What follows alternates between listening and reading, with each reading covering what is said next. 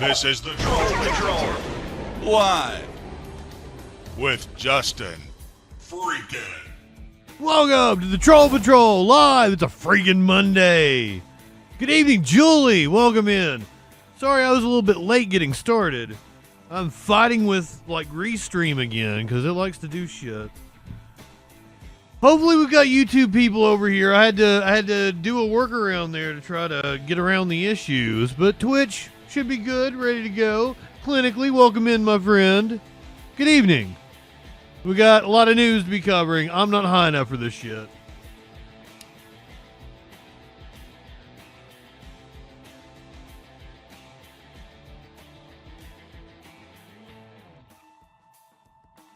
The administration facing backlash following the fallout from Pete Hegseth getting drunk and deciding to talk about national security in a Signal chat.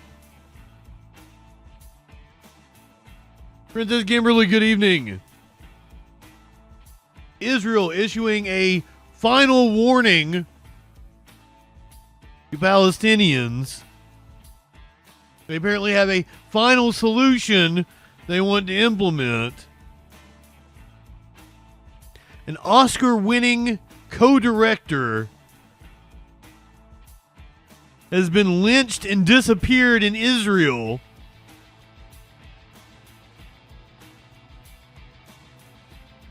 Protests erupting in Turkey after the imprisonment of the mayor of Istanbul, who was turning out to be Erdogan's top rival. A judge smacking down the Trump administration, saying that Nazis were treated better than, and I believe that, especially by this country, Nazis treated better than the not proven criminals they supposedly deported to El Salvador.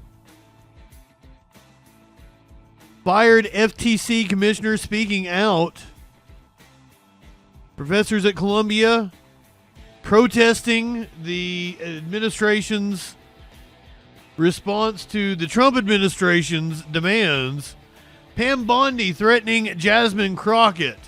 The FBI has decided to initiate a Tesla task force because of violence against Teslas. You know, not like there's idiot-ass right-wingers driving their cars into protesters. Oh. Man has been arrested after driving his car into protesters outside a Tesla dealership. Trump is incredibly upset about a portrait that the Colorado GOP commissioned by a Republican painter that he feels distorts reality, which probably is far more flattering to him than he deserves. We're going to talk about Conan O'Brien getting honored at the Kennedy Center. You're never going to believe what an Ohio State senator said about a special needs kid. A woman was arrested after dogs killed her mom with dementia. Former UFC champion Cain Velasquez has been sentenced for attempted murder. We got body cam footage of a man who pointed a gun at cops shortly before he got unalived. March Madness, basketball coach going mad pulling a student's hair. United Airlines wanted a woman to remove her son's ventilator.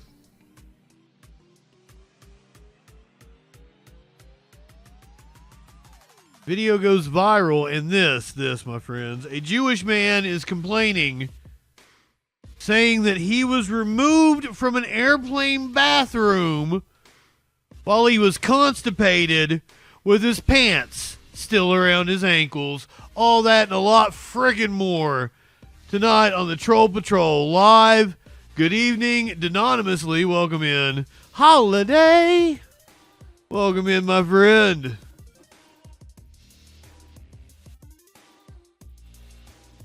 Do you think he did like a really stereotypical voice as they were carrying him off the plane? Oy vey! I shouldn't do that. It's really anti-Semitic for me to do it.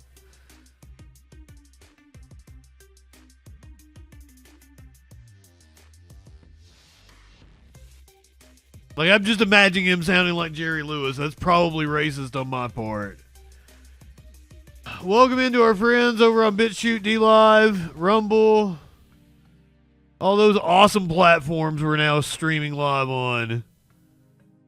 And then it's Live Music Monday. My lord is right. Hey, I'm shitting here. Oh my God. I hope there's video. I don't think there is. I think there's video of the one incident on a plane, but not video of the dude getting taken off with his pants around his ankles. It is Live Music Monday as well. We are doing Deftones and Korn tonight. So if you are an emo kid from the early 2000s, new metal fan from the early 2000s, late 90s, this one's for you. Get your Warped Tour merch ready. Sacrificial MILF, what up? Or word up, as Korn might say. That was horrible. I'm sorry. I'll see myself out on that one. I'm not high enough for this shit.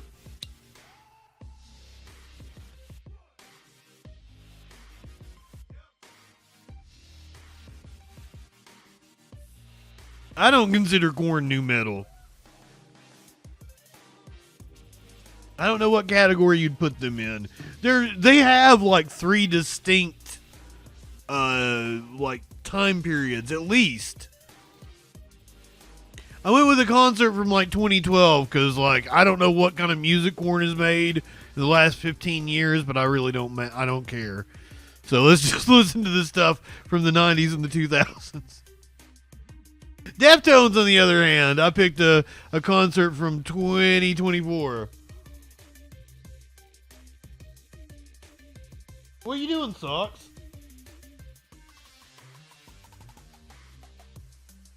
Saturday, we're going to be watching. It's the start of our WrestleMania season. We're going to be watching the Best of Shawn Michaels WrestleMania edition, which means if you show up for that, you will see what is considered to be quite possibly the greatest match in the history of wrestling. I think it's the greatest match. But I've had this conversation with my friend. It was because I watched it live, I think. You know, there's an immediacy bias. If I had seen Ric Flair and Ricky Steamboat live, I might still think it's the greatest match of all time. But Best of Shawn Michaels WrestleMania edition this Saturday on Classic Wrestling. It is 10 after. It's time for us to get to the news. I need a meme, don't I?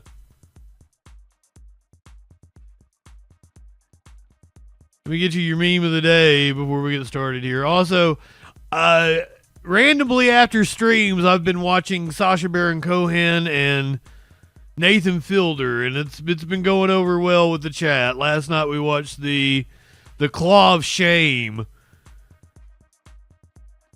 where Nathan would be, if he couldn't take handcuffs off in 90 seconds, a robot would pull off his pants and expose his penis to several school-age children. He made it. The kids, he'd become arrested. They had a cop hanging out on the side to arrest him if he was not able to get the handcuffs off.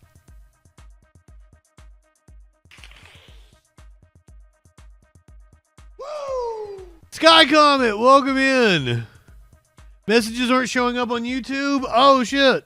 Oh, that's right. Fucking it won't let me do YouTube right now for some reason. So, sorry to YouTube peoples. You're lucky you're getting a feed. You're lucky you're getting a feed, YouTube people. All right, let's get to the news.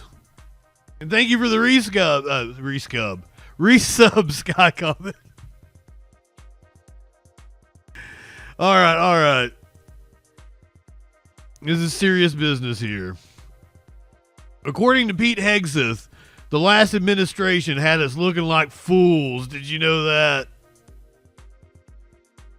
Had us looking like fools, he says. Under the previous administration, we looked like fools. Not anymore. President Trump has reestablished American leadership. The F-47 is part of it. And Mr. President, thank you for having the courage to do it and leading the way for all our warfighters. Thank you. Under the Say it previous again. administration, we looked like fools. Not anymore. President Trump has reestablished American leadership. The F-47 is part of it. And Mr. President, thank you for having the courage to do it and leading the way for all our warfighters. Thank you. Under the previous administration, we looked like fools. Not anymore. President Trump has reestablished American leadership. Alien, you're right. You're right. Real Joe Bluth vibes over here. Pete Hegseth says under the previous administration, we looked like fools. Pete Hegseth said the previous administration made us look like fools. The Trump administration accidentally texted me its war plans. U.S. national security leaders included me, this is referring to an Atlantic reporter, in a group chat about upcoming military strikes in Yemen. I didn't think it could be real, and then the bombs started falling. This is from Jeffrey Goldberg in the Atlantic.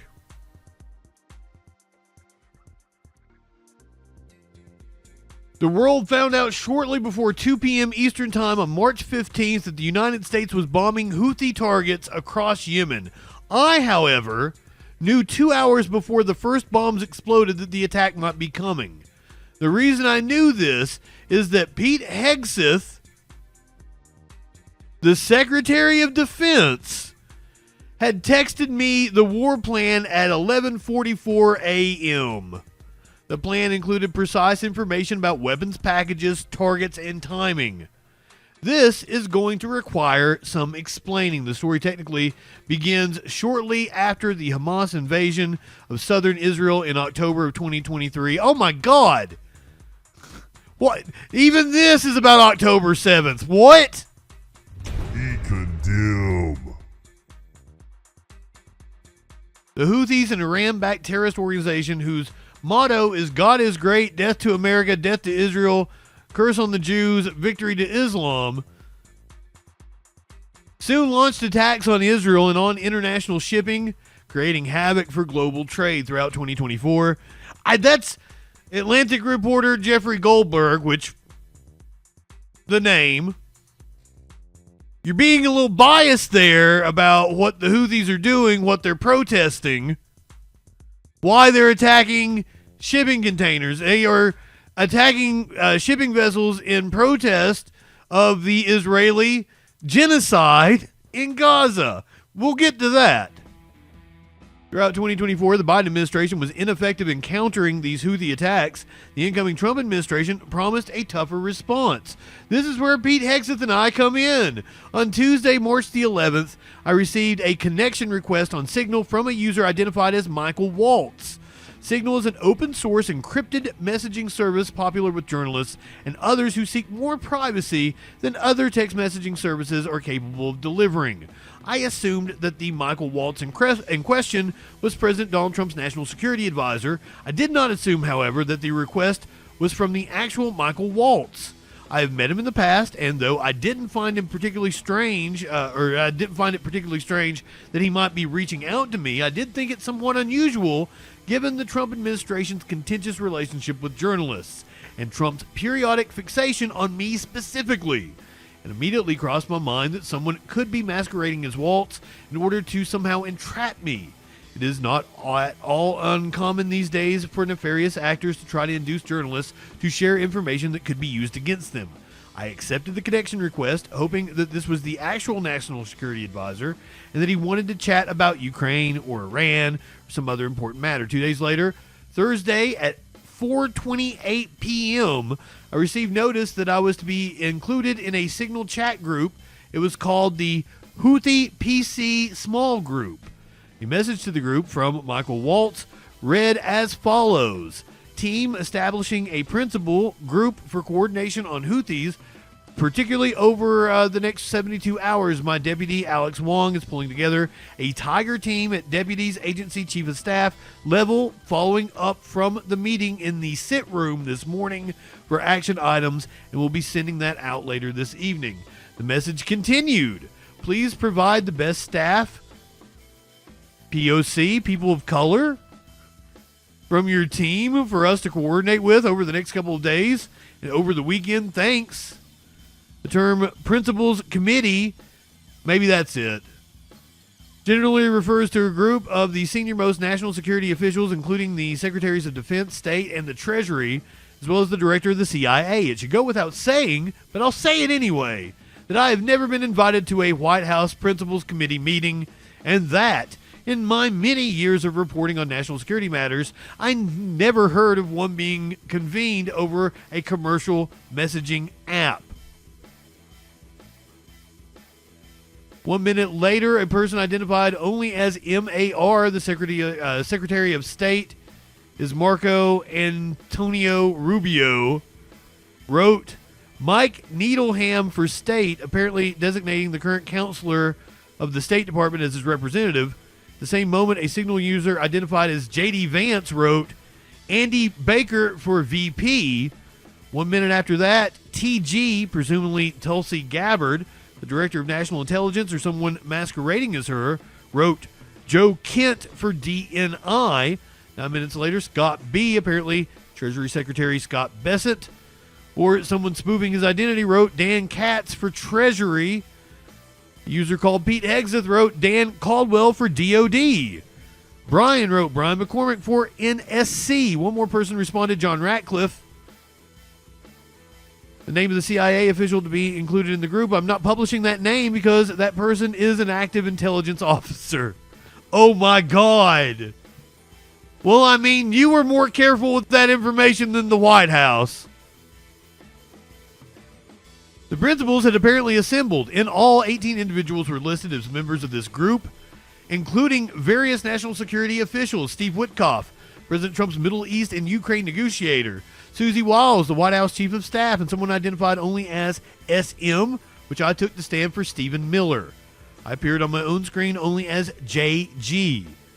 That was the end of the Thursday text chain. After receiving the Walt text related to the Houthi PC small group, I consulted a number of colleagues. We discussed the possibility that these texts were part of a disinformation campaign initiated by either a foreign intelligence service or, more likely, a media gadfly organization, the sort of group that attempts to place journalists in embarrassing positions and sometimes succeeds, a Project Veritas type. I had very strong doubts that this text group was real because I could not believe that the national security leadership of the United States would communicate on Signal about imminent war plans. I also could not believe that the national security advisor to the president would be so reckless as to include the editor-in-chief of The Atlantic in such discussions with senior U.S. officials, up to and including the vice president. The next day, things got even stranger. At 8:05 a.m. on Friday, March 14th, Michael Waltz texted the group, Team, you should have a statement of conclusions with taskings per the president's guidance this morning in your high side inboxes. High side in government parlance refers to classified computer and communication systems. State and DOD, we developed suggested notification lists for regional allies and partners. Joint Staff is sending this AM a more specific sequence of events in the coming days. At this point, a fascinating policy discussion commenced. The account labeled JD Vance responded at 8:16. Team, I am out for the day doing an economic event in Michigan, but I think we are making a mistake. Vance was indeed in Michigan that day. The Vance account goes on to state, 3% of U.S. trade runs through the Suez. 40% of European trade does. There is a real risk that the public doesn't understand this or why it's necessary. The strongest reason to do this is, as POTUS said, to send a message. The Vance account then goes on to make a noteworthy statement, considering that the vice president has not deviated publicly from Trump's position on virtually any issue. I am not sure the president is aware how inconsistent this is with his message on Europe right now. There's a further risk that we see a moderate to severe spike in oil prices. I am willing to support the consensus of the team and keep these concerns to myself, but there is a strong argument for delaying this a month, doing the messaging work on why this matters, seeing where the economy is, etc. A person identified in Signal as Joe Kent, Trump's nominee to run the National Counterterrorism Center, wrote at 8:22, there is nothing time-sensitive driving the timeline. We'll have the exact same options in a month. At 8:26, a message landed in my Signal app from the user John Ratcliffe. The message contained information that might be interpreted as related to actual and current intelligence operations. Oh, so you're not going to tell us the juicy one. Oh, come on. A message arrived from the Pete Hegseth account. VP, I understand your concerns and fully support you raising with POTUS. Important considerations, most of which are tough to know how they play out. Economy, Ukraine, peace, Gaza. I think messaging is going to be tough no matter what. Nobody knows who the Houthis are, which is why we would need to stay focused. Biden failed to Iran funded. The Hegseth message goes on to state, waiting a few weeks or months does not fundamentally change the calculus to immediate risks on waiting. This leaks, we look indecisive. Israel takes an action first, or Gaza ceasefire falls apart, and we don't get to start this on our own terms.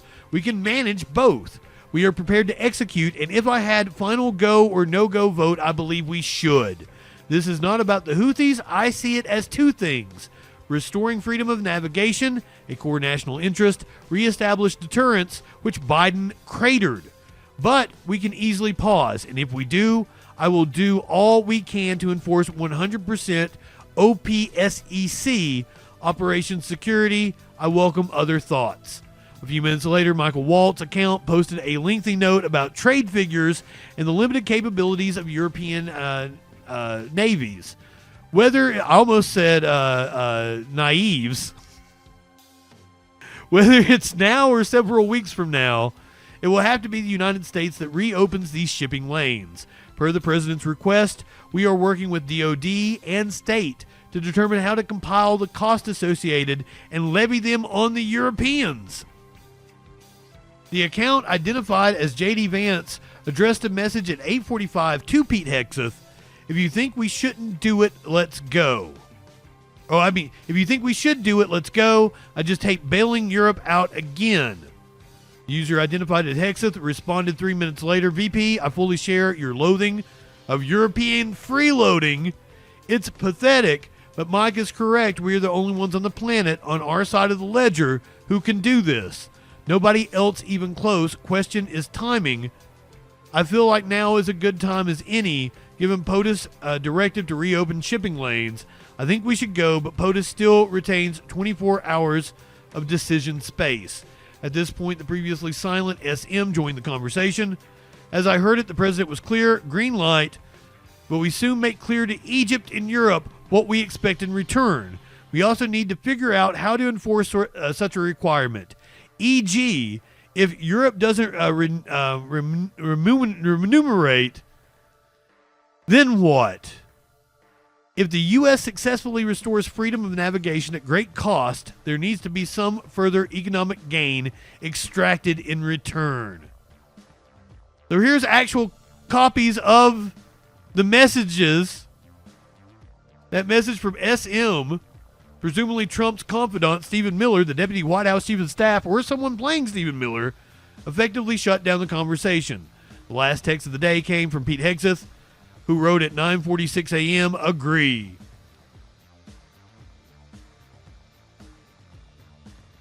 After reading this chain, I recognize that this conversation possessed a high degree of... It's been a while since we've had to look up a word. Verisimilitude?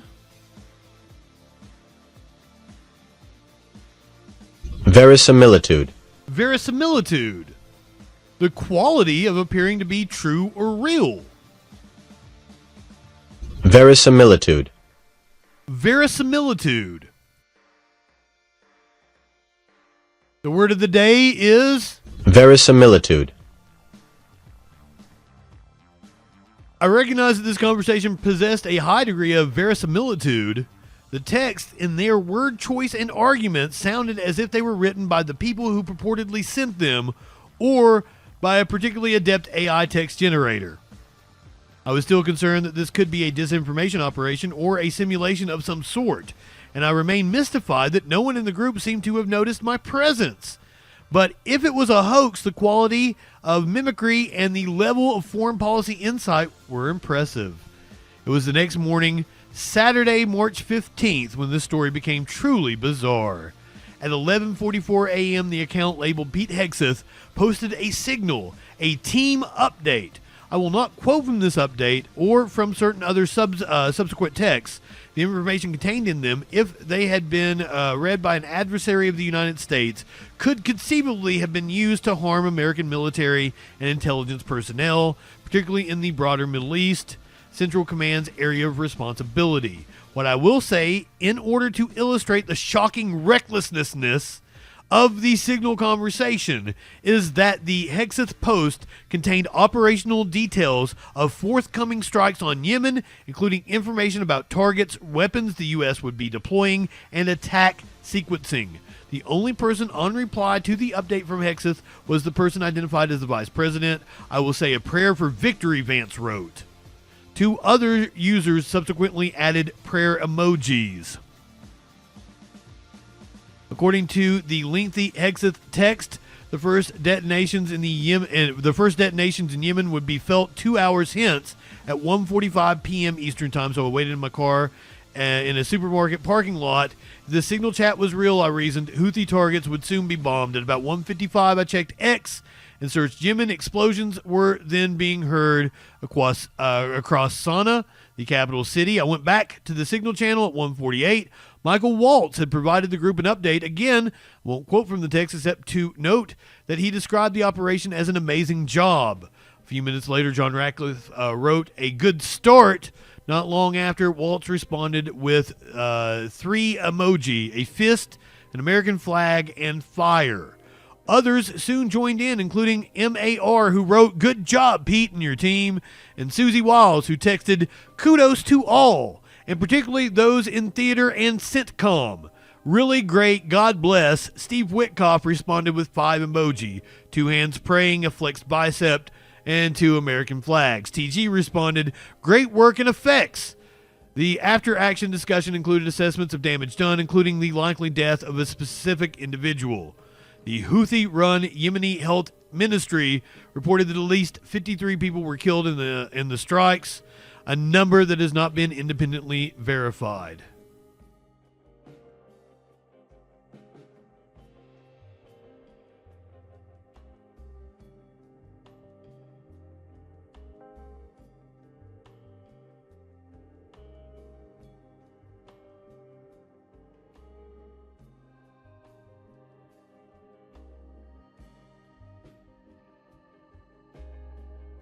Under the previous administration, we looked like fools.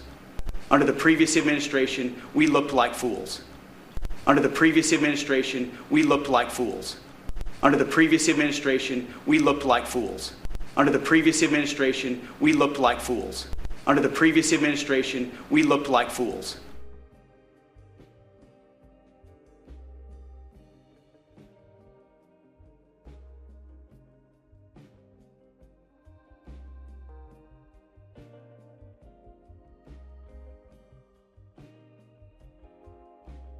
Hillary Clinton tweeting out, "You have got to be kidding me."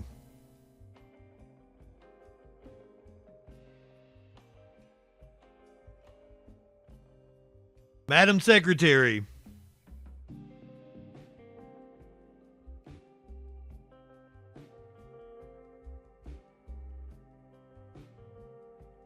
Jessica Tarlov on Fox News laying the smackdown on the 5. What's it like to be her in the lion's den today?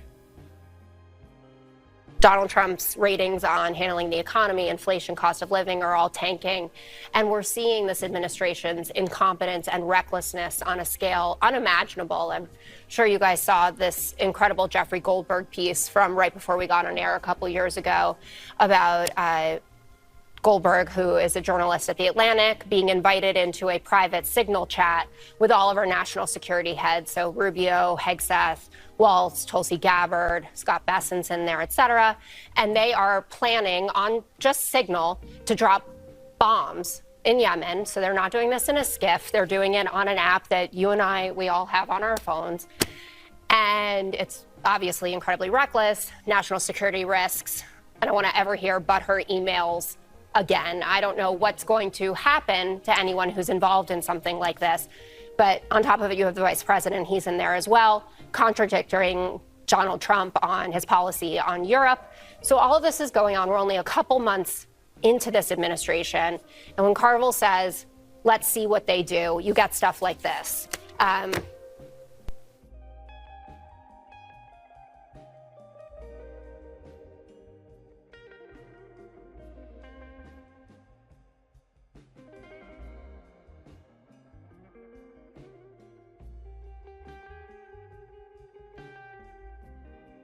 Conservatives to try to impeach some of these judges. And is that appropriate? Is that a bridge too far? Look, maybe somebody will do something about this. Maybe Trump will fire somebody. I kind of doubt that. So perhaps maybe Congress will exercise their oversight. Possibly. Mike Johnson, tell us about it. Everything is on the table. Impeachment is an extraordinary measure. We're looking at all the alternatives that we have. Are you talking about Trump? This problem. Activist judges are a serious threat. Oh, you're talking about judges Increased, that ruled against Trump. Increased in intensity. If you look at the statistics that the White House shared, they looked at over the last 100 years, 67% of injunctions were issued against one president. His name is Donald J. Trump. And of those, I think the number was 92%. Well, has he tried not doing illegal things? Of that number were by known partisan Democrat-appointed judges to the bench. This is not the way the system is supposed to work. So we're going to have hearings to highlight the abuses. I suspect that we may wind up questioning some of these judges themselves to have them defend their actions. And then we'll see about limiting the scope of federal injunctions. One judge should not be able to suspend and uphold everything that a president does on their agenda. I think the American people agree with that. Are you concerned about Trump officials transmitting classified war plans on unsecured channels? Listen, the administration, as I understand, I just was with the president in the Oval Office just now. Impeachment should be on the table for that. That, my friends, any other president would get impeached over that. The administration is addressing what happened. Apparently an inadvertent phone number made it onto that thread. They're going to track that down and make sure that it doesn't happen again. What you did see, though, I think, was top-level officials doing their job, doing it well, and executing on a plan with precision. What? That mission was doing their job well. That could not be doing their job well at all, since they were using an unsecured app. success. No one was jeopardized because of it. We're grateful for that, but they will certainly, I'm sure, make sure that that doesn't happen. But they're talking on Signal, not in a skiff. I'm not going to characterize. Pretty sure what they did was illegal. I think the administration has acknowledged it was a mistake, and they'll tighten up and make sure it doesn't happen again. I don't know what else you can say about that. Should Mike Walton Hegseth be disciplined? No. You got a long way to go on reconciliation. You stick No discipline. I'm moving this as aggressively as possible. Is that going to be done this week, though? Next end of the work week? Let's talk about your meetings for House Leader Thur. The House and Senate are in the process of coordinating. We are one team. There is no daylight between us. I know the media is trying to portray this as some sort of big dispute. It's not. We have tremendous respect. I have tremendous respect for the senators over there, Republican senators, who are trying to do the same job that we are, and that is deliver on the America First agenda. The reconciliation process, that one big beautiful bill is the way that we'll do it. And so we are coordinating all the efforts together to make sure the two chambers are aligned. There are lots of good ideas. There are lots of bright minds working on this. We have the next several weeks to do that. This is all part of the process. We are right on time. I have said originally I would like to get the bill to the president's desk before Easter. If that doesn't happen, it is not the end of the world. We are doing this quickly. Why? Because we have to deliver for the American people. This is the bill that will settle the markets. It will help the economy flourish. Settle the markets. Fox News defending their former employee.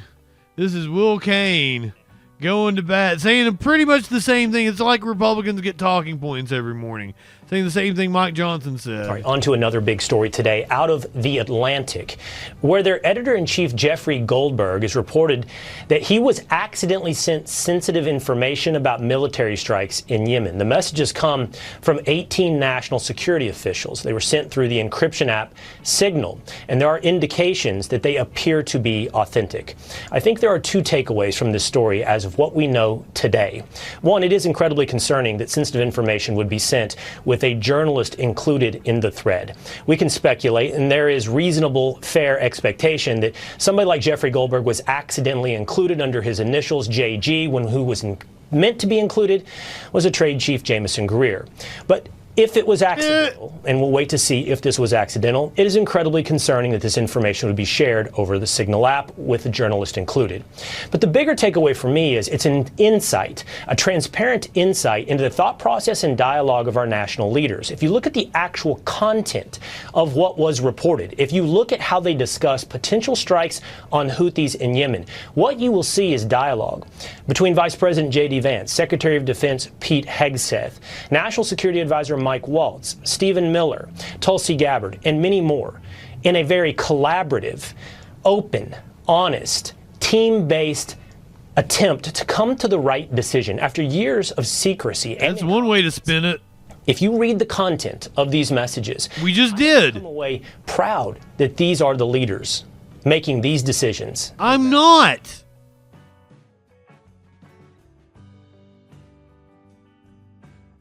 You're what we call a sycophant, my friend.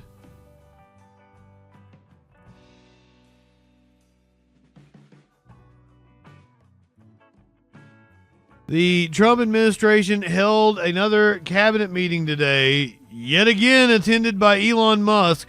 He sported a new hat. It was in the wake of the fallout of the Atlantic story this morning. This meeting overshadowed. The Trump cabinet gathers to enthusiastically discuss DOGE cuts. Yes, Elon Musk had a seat at the table. But it is the revelation that top national security officials within the Trump administration shared messages on Signal about Yemen war plans with a journalist mistakenly looking on that's gathering so much attention today. Also, deportation fight, new flights land in Venezuela as the legal battle continues with a federal judge over earlier flights to El Salvador. It all revolves around the administration's use of the 1798 Alien Enemies Act in its push to quickly deport alleged Venezuelan gang members, doing so without due process. Attorney General Pam Bondi says this case could and should go all the way to the Supreme Court. This is an out-of-control judge, a federal judge trying to control our entire foreign policy, and he cannot do it. Also, seeing red in Greenland, the Prime Minister of the Danish territory slams what he calls a, quote, highly aggressive, unquote, visit by U.S. officials. In that delegation, Second Lady Usha Vance and National Security Advisor Mike Waltz. President Trump, as you well know, has repeatedly expressed interest in acquiring Greenland. We don't know exactly how. Anyway, we start tonight with Robert Costa and James Laporta. Robert, great to have you with us. Big cabinet meeting to extol DOGE cuts to the federal workforce and efficiencies with Elon Musk right there. And I say this all the time, this is not a stock market show, but the market up today, Tesla stock. Not exactly sure how. Part of the context around this. And you see Elon Musk continuing to gain traction inside of President Trump's administration. He is a confidant of the president, not just some special governmental advisor. And despite some of the cabinet members privately having their own grumbles about Musk's power, Musk is retaining that power. James, I want to talk to you about this story that is, I think, justifiably rocking Washington today and all those in the national security intelligence community circle. Right. The Atlantic magazine. I'm not high enough for this shit. Published a story saying that he was inadvertently included on what can only be described as a text chain on Signal, which is a non-secure commercial app It has some security, some encryption, but it's commercial. It's not security. It's certainly not considered something by the U.S. government suitable for any unclassified and certainly not top secret or classified information. He was inadvertently included in a text chain of all these senior Trump administration national security officials before the raids began in Yemen, describing all of the policy implications thereof. Walk us through this crazy story. You said it right. My phone has been blowing up all day from people who are active duty U.S. military and active in the U.S. intelligence community. It violates pretty much every protocol that they're taught to go into those roles. I'm pretty sure it violates the law. If you look at just unclassified information, not talking about secret or top secret information, unclassified information, the Defense Department specifically is barred from using third-party apps like Signal, like Telegram. They're not allowed to use even those apps to pass unclassified information. In fact, their is, quote, the misuse and mismanagement of mobile apps poses a cybersecurity and operation security risk. Now, that's just unclassified information. When you're talking about Yemen war plans, when you're talking about targets, Houthi targets, you're talking about secret. They yelled, lock her up at Hillary Clinton for having her own personal server, and these motherfuckers were using an unsecure app. This is insane. And top secret information. So it really is mind-blowing to every military and intelligence community professional. And James, in your experience, you know of situations in which junior grade, either enlisted men or junior officers, did something far less worse and got the book thrown. They've been court-martialed for less. I know of a sailor who took pictures on a submarine, and those pictures he was trying to send to his family. He was reprimanded for that, and I believe was sent to court-martial. I know of another court-martial of a major who he sent a warning to Afghanistan, but he sent classified information over his Gmail account versus his SIPR account, his secret email account that he was supposed to use, and he was reprimanded. And I'm not sure if that went to court-martial, but again, lesser instances of what we're seeing here today. Robert, I want to read to you a statement that came from the National Security Council, because if you read the story, which I urge everyone to do, Jeff Goldberg says for the longest time he thought this was some sort of either disinformation or entrapment, like this wasn't real, and they were trying to get him to say or communicate things that would be embarrassing to him as a reporter. NSC says this: at this time, the messages thread that was reported appears to be authentic, and we are reviewing how an inadvertent number was added to the chain. That's a confession that happened. This is real. And what Jeff Goldberg saw, conversations between the vice president, national security advisor, secretary of state, and other designees was legit and visible through a reporter when it never should have been. At this point, it's all up to President Trump in terms of how this is going to proceed. Because Republicans control the House and control the Senate, there seems to be at this moment, this early hour at least in this story, no sincere interest from Republicans on Capitol Hill to start mounting. Yeah, Johnson just blew it off. This is amazing. A formal investigation, though you have seen some exasperation in at least the initial flurry of comments from some Republicans. But if President Trump decides to drive this forward and perhaps dismiss somebody involved in this entire exchange, whether it's a staffer or even a principal, the story will have legs, and it could have legs as an investigation. But at this point, President Trump has so much executive power, and he seems to be, based on my latest round of calls, standing by those involved. A dictator. Purely he seems to be a dictator. Lots of dialogue during the 23 and 2024 years about classified documents, the handling thereof, the sensitivity around that. Lots of Republicans are on the record saying you got to be careful. That's true. President Biden. They're on the record saying lock her up. Scrutiny. Of course, President Trump's records got scrutiny and were under federal investigation. But his defense was, I was president, and under the Presidential Records Act, I had a kind of immunity. That doesn't exist for any of these other people. And this report by Jeff Goldberg in The Atlantic raises further questions about, is Signal, this encrypted messaging application, something that's used for other conversations within the administration that are not necessarily going to be documented? Presidential records, and you would guess those in the cabinet, at least to a certain extent, are supposed to be properly documented outside of messaging apps. And This has been an issue going back not just to 2020, but to 2016, when Secretary Clinton's use of a private email server became a political issue in the final months of that campaign. This is going to be a lingering problem for national security officials in the coming years.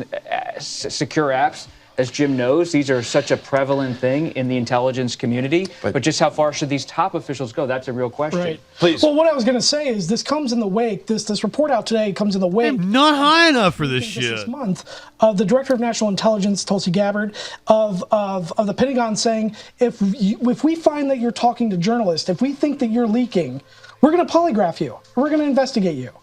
And I heard from people today that that's almost laughable at this point, because of what they were doing. And so, but this comes at a time when professionals in the Defense Department, professionals in the intelligence community are on notice from their own government saying, if we find that you're talking to journalists, if we suspect you of leaking, you're going to be polygraphed. And when when professionals are suspected of perhaps leaking something that is something the administration might not like. So in that case, if someone was polygraphed and prosecuted, they might reasonably point to this and say, wait a minute, what are you doing with me? How about that over there? This is selective prosecution. At minimum, that could be an argument they could put on their behalf. It's definitely a defense, yes. That's right. James Laporta, Robert Costa, thank you very much. Thank you.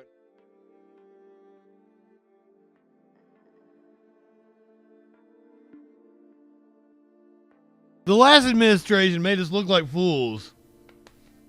That's going to have to be a drop now, isn't it? Welcome in, Bound, Portland, Torchy, MILF, did I tell you good evening? Battle Opossum, Flash, my friends, so glad to see you. Lenny, welcome in, my friend. Ponder Monkey, Femvox, I was going to cut that and put it on YouTube.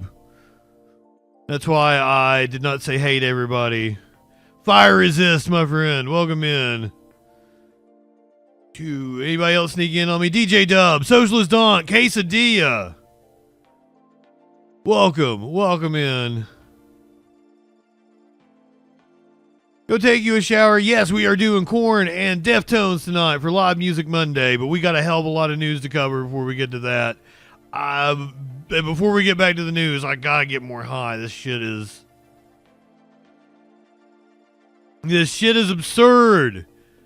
And plus, I'm getting ready to hit you with like the hard news, so.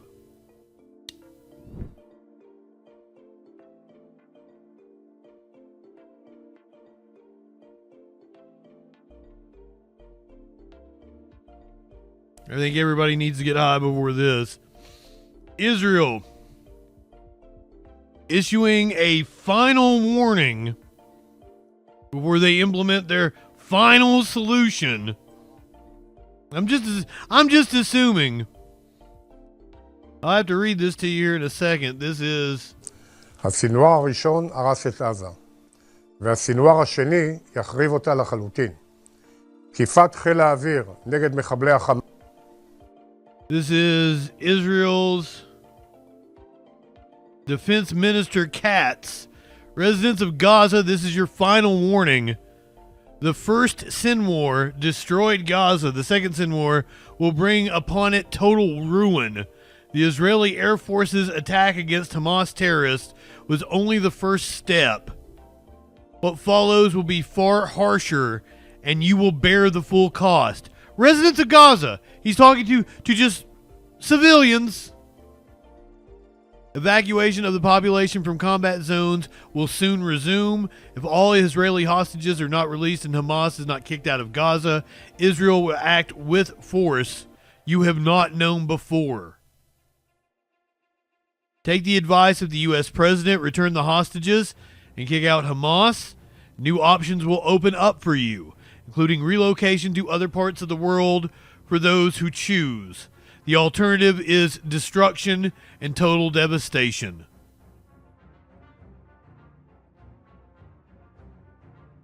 That's not mincing words. He is advocating the ethnic cleansing of a population.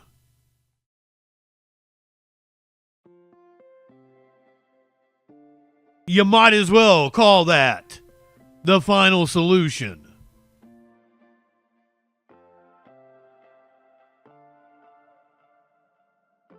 And they mean business. And don't you dare bring awareness to the world about what Israel is doing. Oscar-winning Palestinian director attacked by Israeli settlers. So first he was attacked by Israeli settlers. Just normal civilians. Then the cops yanked him out of the ambulance and arrested him. No Other Lands Hamdan Balal attacked by armed settlers in the West Bank and handed to Israeli military, according to witnesses. Let's go! No, don't do that. Let's go! Let's go! No! Let's move it forward! Hey, no!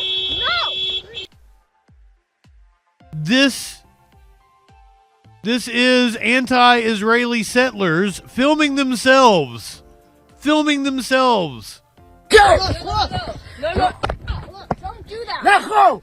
Let's go! No! Let's move it forward! Hey, no! Can we go back to the car? So, the group of 5 Jewish American activists, these were Jewish American peace activists, attacked by anti-Palestinian Jewish settlers. The group was there to document reports of Israeli settlers attacking Hamdan Balal, the Palestinian director of the Oscar-winning documentary No Other Land. Guys, back to the car! Back to the car! According to the activists, Balal was arrested by the Israeli army after mass settlers attacked his house. Back to the car! The activist car was pelted with rocks and had its windows smashed.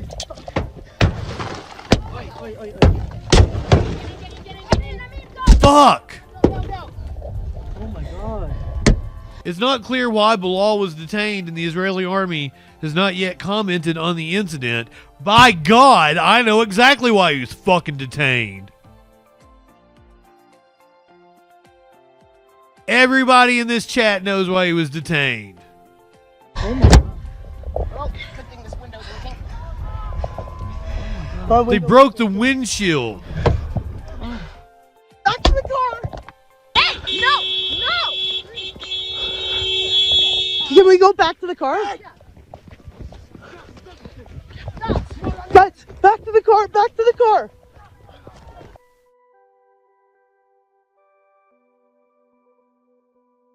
After the attack, he was Back to the car! loaded into an ambulance, which I believe he called for himself, Get in the car. when the Israeli military showed up and yanked him out of the ambulance. Go. Oh my god. Oh my god. Well, good thing this window's working. Car window was.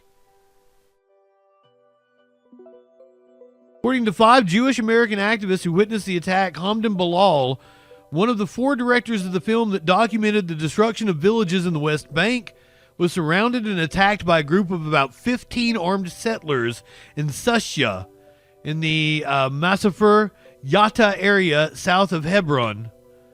They started throwing stones toward Palestinians and destroyed a water tank near Hamdan's house. The witnesses said that the group of soldiers arrived at the scene alongside other settlers dressed in military uniforms who chased Hamdan to his house and then handed him over to the military. The settlers destroyed his car with stones and slashed one of the tires. All the windows and windshields were broken. God. Balal was injured by the settlers and taken by the Israeli army. Members of the activist group filmed the attack and then entered the house and saw blood over the floor, which a family member said was spilled when Hamdan was hit on the head. The director and another man, identified only as Nasser, were arrested and taken to a police station. So maybe I had seen rumors about the ambulance. This report does not confirm that. The IDF and Israeli police forces arrived to disperse the confrontation. At this point, several terrorists This is the IDF saying it. Began hurling rocks at the security forces. Wow. The forces apprehended 3 Palestinians suspected of hurling rocks at them, as well as the Israeli civilian involved in the violent confrontation. The detainees were taken for further questioning by the Israeli police. Basel Aldra, another one of No Other Land's 4 directors, who are all from Israel and Palestine, told The Guardian he thought the escalating settler violence might be a response to the international recognition won by the documentary. And that's exactly what it is. The man dared to speak up. This comes amid a wave of violence in Gaza currently.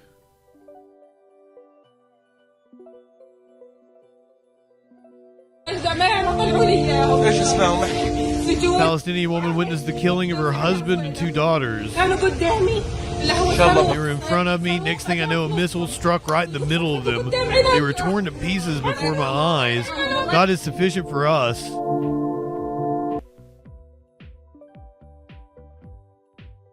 And he is the best disposer of affairs. One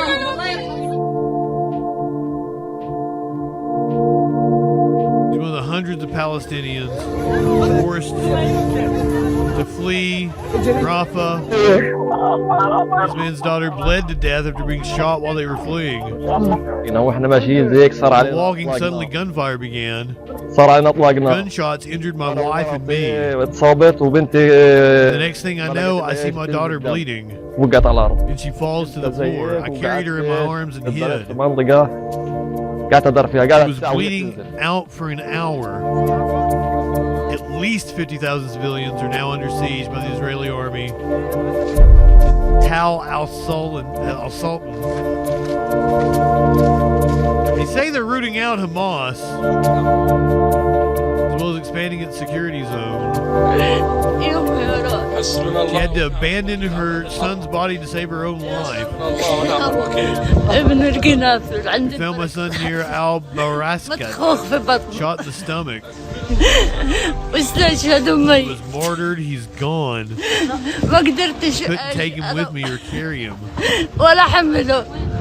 The tanks were right in front of me. Oh, my dear son, I had to leave you alone on the street. Palestinians say they were targeted despite following Israel's designated routes. Suddenly, missiles and quadcopters were attacking from the sky, and people began to run for their lives. We left. They told us to evacuate. They told us to use Al-Field streets, and they opened fire. Then they told us to go. Trying to keep up. Then they told us to go through the sea road. Then they said, no, don't use it. We came now through Al-Baskarak. I saw lots of martyrs everywhere on the floor. Many waited on the road to see if their loved ones would make it through. My husband was with me. I went ahead with the other displaced women. So now he's behind us. My son tells me I don't want to die. I don't want to be wrapped in a white shroud. What is this crime? He tells me I don't want to die. I want to wear my Eid clothes. I don't want to be wrapped in a white shroud. Does that mean I'm going to die? I want my dad, my fathers, my brothers are yet to come out. Almost all Palestinians have been displaced. Hundreds killed in areas that Israel designated safe zones.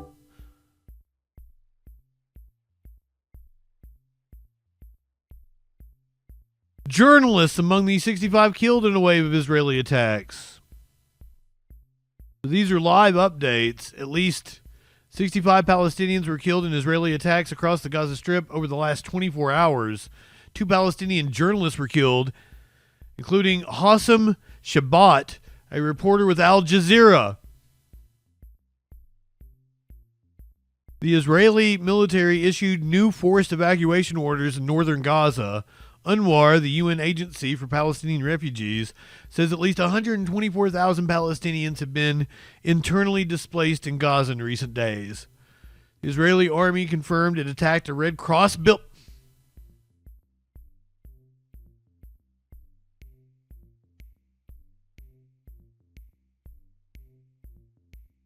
Attacked a Red Cross building in Rafah, saying that the building's affiliation was unknown at the time of the shooting. We didn't know if it was Hamas or not, but we're just guessing it is. So, you know, we'll take out the Red Cross.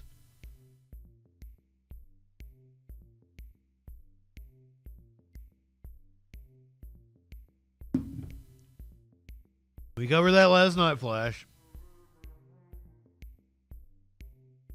Senior Trump administration officials accidentally added a reporter to a text chain. Well, we already covered that. 17-year-old Palestinian child has died while in Israeli custody. The first Palestinian minor to die in an Israeli prison.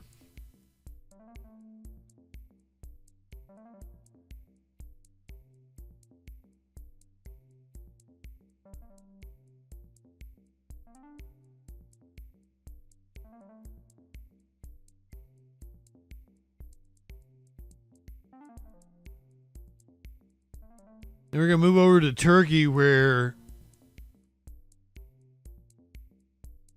Erdogan has imprisoned the mayor of Istanbul, who was emerging as his fiercest rival.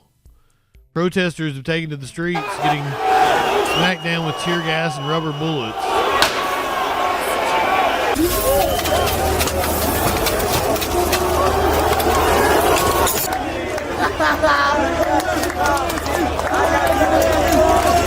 Well, that's badass. He's kicking authority, the boss.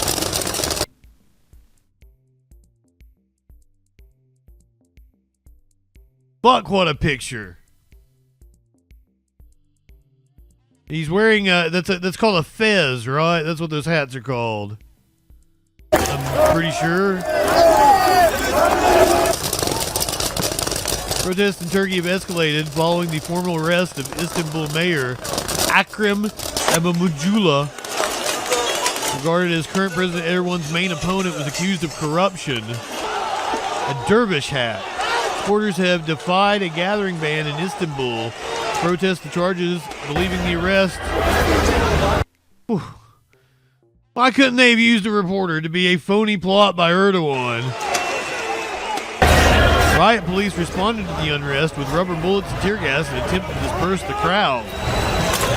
Sunday's riot saw the fifth night of violence in the capital, with clashes set to continue throughout this week.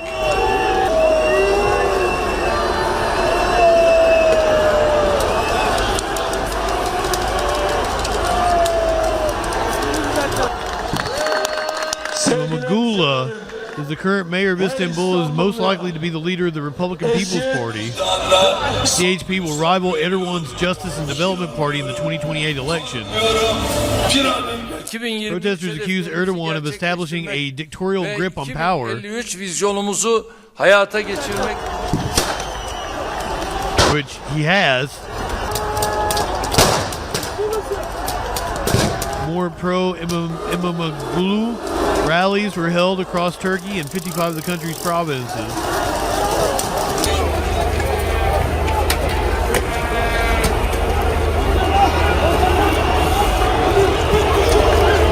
I'm amazed that Turkey hadn't hit its breaking point before now. Dragonfly, welcome in.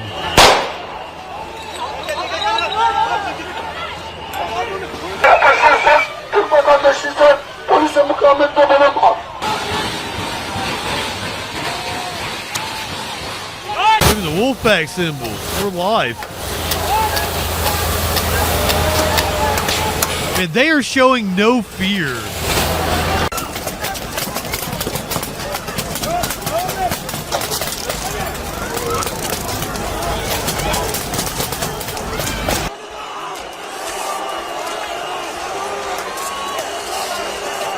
I would love to go to Istanbul. Like, quite possibly the city in the world with like the richest fucking history and culture.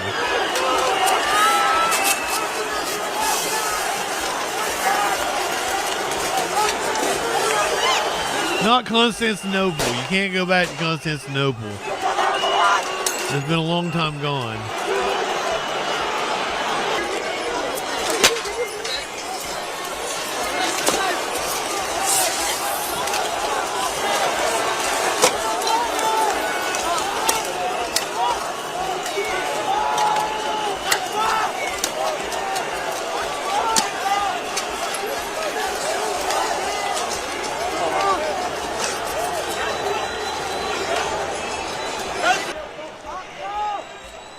I mean, it's always been known as such a, cosmopolitan city where the East and the West meet.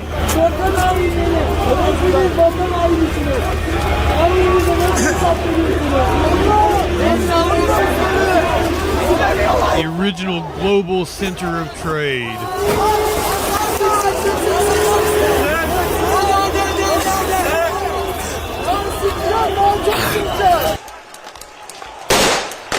It seems like such a cool city, and fascists just keep taking over everywhere. It kind of sucks. Yeah, I'm not high enough for this shit. You're right, Dragonfly.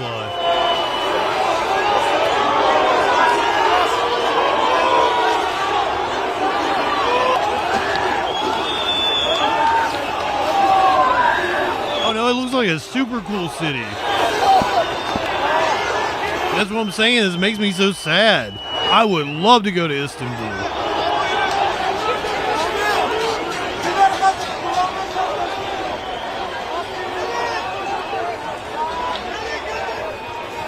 Oh, I thought he was doing the NWO, Flash.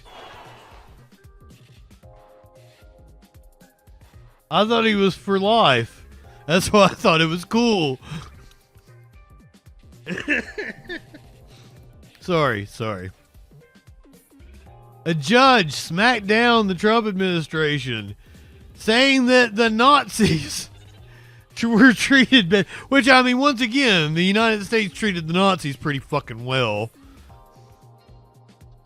The Nazis got better treatment than the accused migrants that they sent to El Salvador. Federal appeals judge pushing back on the Trump administration's deportation, saying alleged Nazis got more respect from the U.S. during World War II than the Venezuelan migrants shipped to El Salvador. Good afternoon, everyone. I'm Kira Phillips. That's our top story this hour. Right now, the D.C. Circuit Appeals Court is hearing arguments over the Trump administration's I don't think we're there yet, DJ. centuries-old act of 1798 for those deportations. Judge Patricia Millett, the justice nominated to the circuit by Barack Obama, started the hearing by calling out the Trump administration's move to use the wartime authority. She argued that the alleged Nazis were given hearings and subject to established regulations, while the alleged members of the Tren de Aragua were given no such rights. And they were given trips to South America in luxury. The Nazis were given trips to South America in luxury. Let's go ahead and throw that out there. The ones that weren't brought here and made into rocket scientists. Their argument. But the point here was that there were plane loads of people. I mean, it's a class action. There were plane loads of people. There were no procedures in place to notify people. Nazis got better treatment under the Alien Enemy Act than has happened here, where the proclamation required the promulgation of regulations. There you go. You're hitting it, Flash. We had hearing boards before people were removed. That's exactly. I do not think we're at the breaking point yet. It is when the guys with the nice trucks and the 300, 400 grand homes, it's when they feel the economic effects of the Trump administration. And that's still a year or two away. So I think the prediction that we'd be in the streets by this summer, I don't think it's there yet. We're not at that tipping point. You gotta get the dude bros pissed off about their own wallets, and then you'll see people in the streets. Now, how that shakes out, usually not good for leftist movements. That's why I have I've been like, hey, we need to kind of, keep this republic here. We kind of got a good thing going. Revolutions don't usually work out well for leftists. But we can try. People. Nazis got better treatment under the Alien Enemy Act than has happened here, where the proclamation required the promulgation of regulations, and they had hearing boards before people were removed. And yet here, there's nothing in there about hearing boards. There's no regulations, and nothing was adopted by the agency officials that were administering this. People weren't given notice. They weren't told where they were going.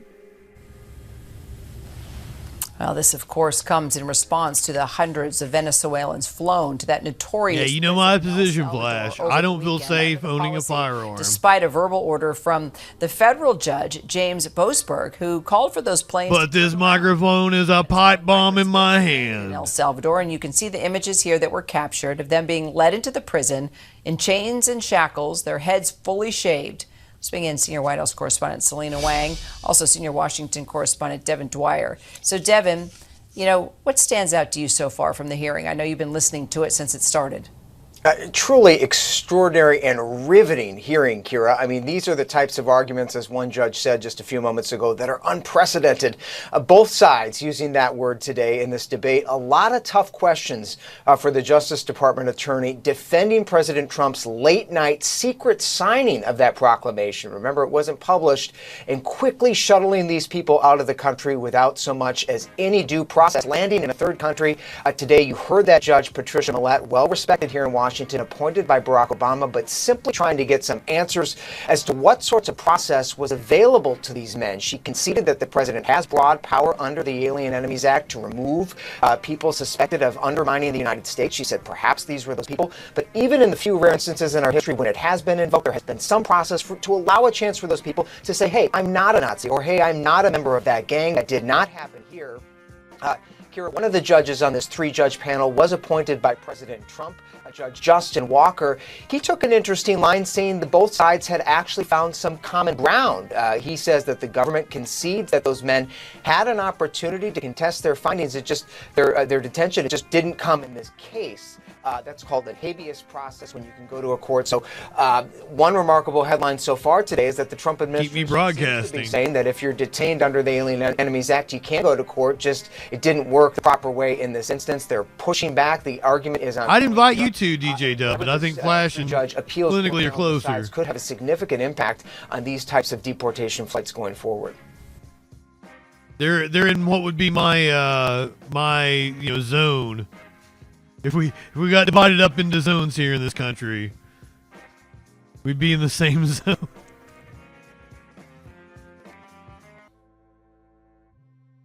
I was gonna bash the Democratic Party, but oh no, we gotta do this. We're gonna skip on down to this.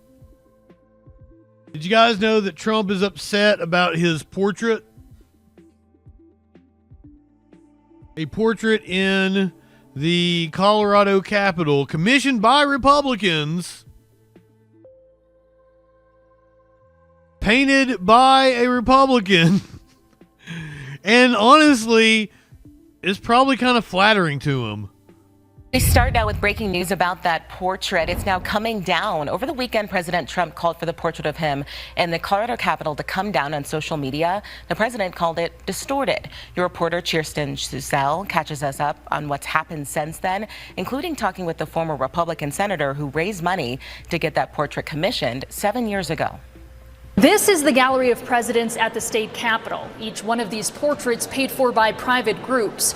Former Republican Senator Kevin Grantham raised $10,000 through a GoFundMe campaign to have President Trump's hanging years ago. A crowd of bipartisan supporters they were proud of themselves when the portrait was unveiled back in 2019. We had a lot of celebration and a lot of supporters of the president were present. It was all a celebratory mood. Grantham led the GoFundMe efforts and was also on the advisory committee who approved the portrait. He was surprised to see the president's post on Truth Social calling it distorted and implying that was intentional. Well, certainly it caught and blame the governor. I know, Sarah. We've talked many times, and listen, this is a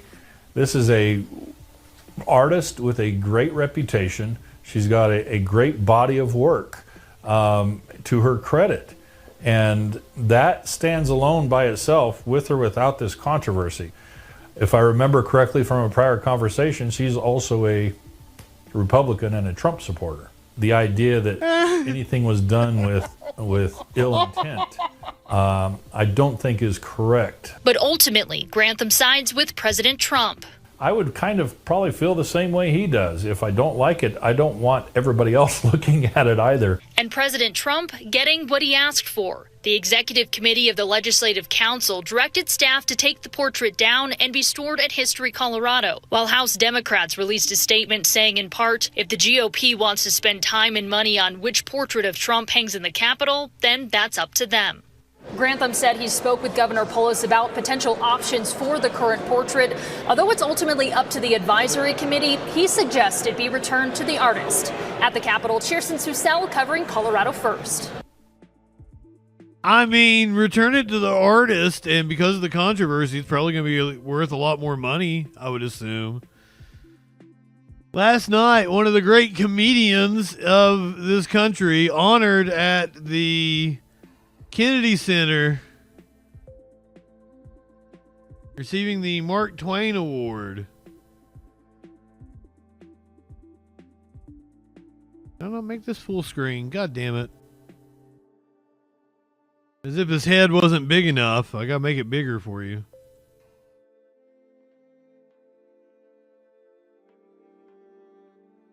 Maybe it just doesn't work. The player doesn't work for me.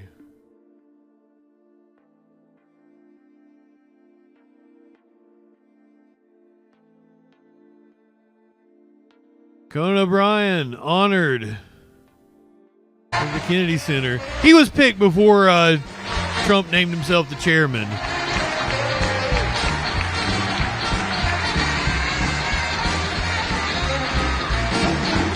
As Arafat. Twain was suspicious of populism, jingoism, imperialism. Welcome in, money-obsessed friends. mania of the Gilded Age, and any expression of mindless American might or self-importance. Above all, Twain was a patriot in the best sense of the world.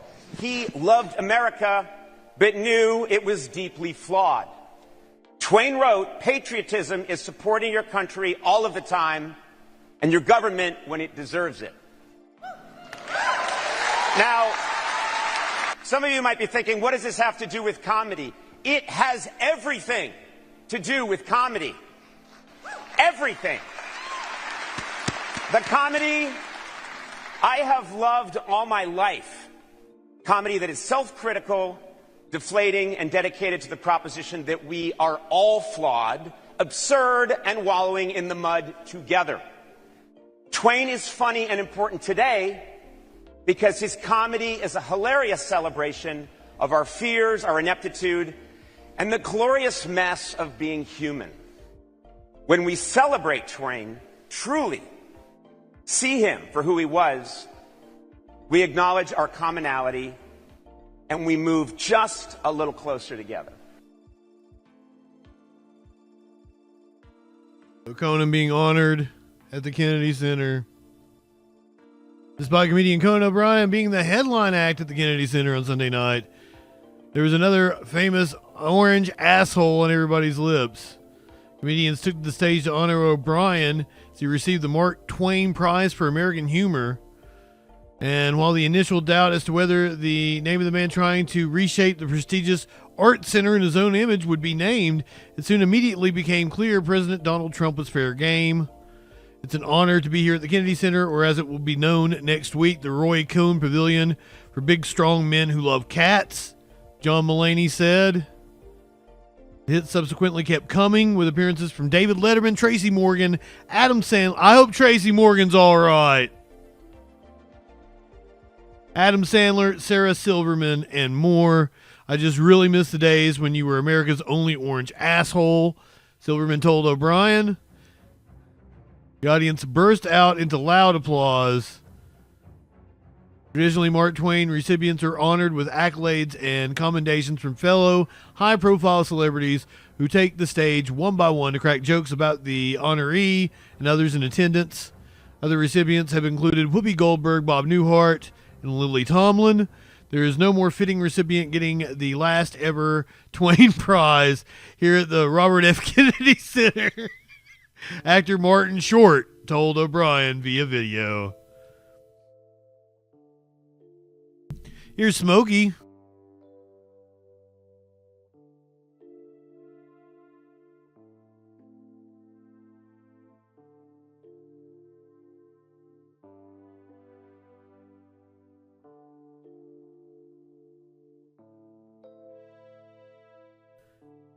He's a sweet kitty, most of the time.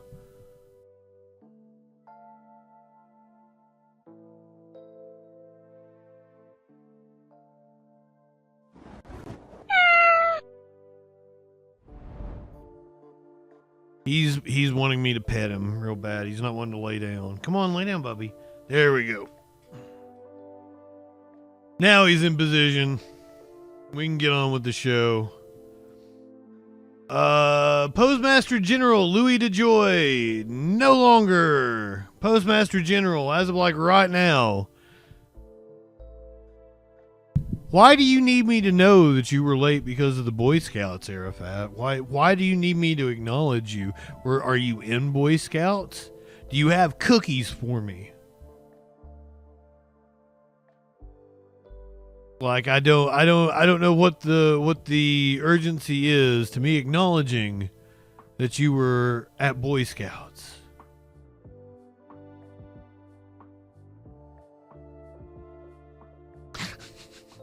Ducky, good evening. Postmaster General Louis DeJoy stepping down immediately just days after the Doge deal. U.S. Postmaster General Louis DeJoy, who said earlier this month he had asked the government efficiency team led by Elon Musk for assistance with a number of issues, resigning effective today.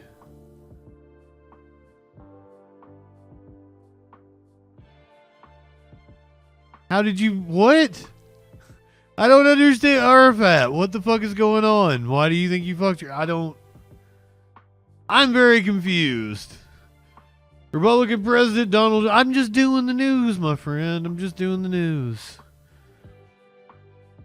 Republican President... No 2 weeks notice. He is gone right now.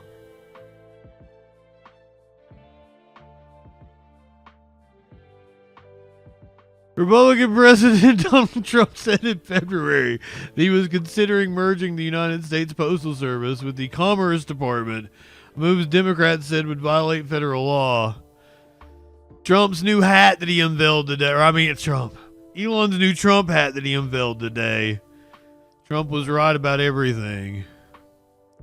I'm not high enough for this. I need to break out the bong or something, guys. What in the fuck is going on? I'm ready for music, but we're still so far away from it. There's so many awful stories. Let's go to Ohio. Where this Ohio state senator, who's a Republican, I'm sure. I'm sure it was a Republican who said it.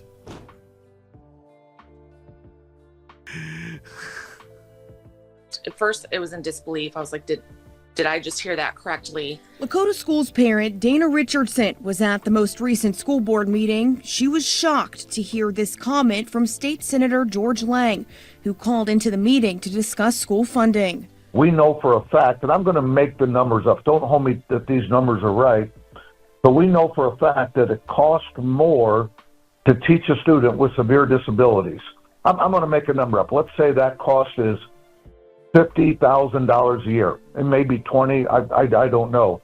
Compared to a student who is comes from a family with loving mom and a loving dad who put education at a high level, it costs a lot less to educate those students. It was the insinuation that parents who have children with... Yeah, that if you're a parent with a special needs student, that you did something wrong in order to cause them to have special needs. Wow! What a piece of shit. I was like, did I just hear that correctly? Lakota School's parent, Dana Richardson, was at the most recent school board meeting. She was shocked to hear this comment from State Senator George Lang, who called into the meeting to discuss school funding. We know for a fact, and I'm going to make the numbers up. Don't hold me that these numbers are right, but we know for a fact that it costs more to teach a student with severe disabilities. I'm going to make a number up. Let's say that cost is $50,000 a year. It may be 20. I don't know. Compared to a student who is comes from a family with loving mom and a loving dad who put education at a high level, you know, it costs a lot less to educate those students. It was the insinuation that parents who have children with special needs don't love their children as much as parents who have neurotypical, normally developing children. I took parent concerns to State Senator Lang, who responded in a statement. He said, quote, "Let me be clear that I did not say or intend to say that children with disabilities do not come from loving homes. With that said, we have to recognize that every child learns differently. Literally what you said. Brings unique circumstances to the classroom. As a result, the cost to educate each child will not be the same, but we have a responsibility to provide every student with an equally high-quality education. That's what I'm fighting for." I would encourage him to sit down with Didn't sound like it. the ckers community and speak with them directly to hear how his statements impacted them, and to perhaps take the opportunity to learn more about children with disabilities in our community.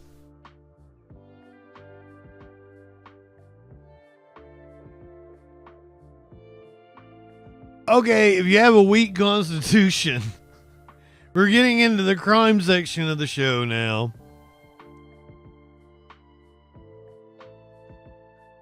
This one involves puppies, but I don't think puppies were harmed.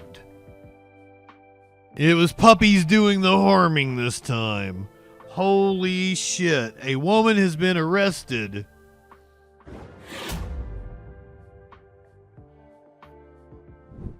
after her mom that had dementia was found eaten by dogs. Oh, do we not? I have to read the story. We don't have a reporter reading it. God damn it. They're going to make me do it. A woman was arrested after dogs killed her mother, who was suffering from dementia. Colorado woman is facing charges following the death of her mother. I can't just sit back and listen to it. I got to be the one to read it. Who was attacked by dogs last month in Colorado City. The Pueblo County Sheriff's Office confirmed that 76-year-old LaVon Hoff died after being left inside a home where several dogs were running loose. Authorities reported that Jessica Hoff, LaVon's daughter, left her mother alone in the house. Investigators noted that LaVon Hoff suffered from dementia and required 24-hour care. In addition to the dogs involved in the attack, deputies discovered about 24 other dogs and 7 birds locked in cages at the residence, totaling 54 dogs on the property. Well, that is criminal negligence for sure. In connection with her mother's death, faces multiple charges of cruelty to animals. Oh, you think it was fighting dogs? Yep. Oh, throw the book at this woman then. Yeah, this woman is one of the most horrible people on the planet, behind, like, you know, people in the Trump administration.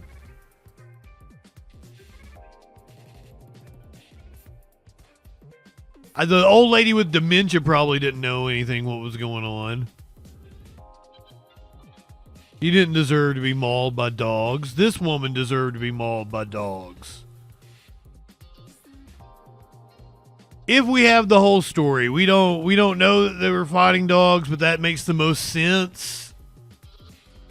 That's Boebert's old district. That makes a lot of sense.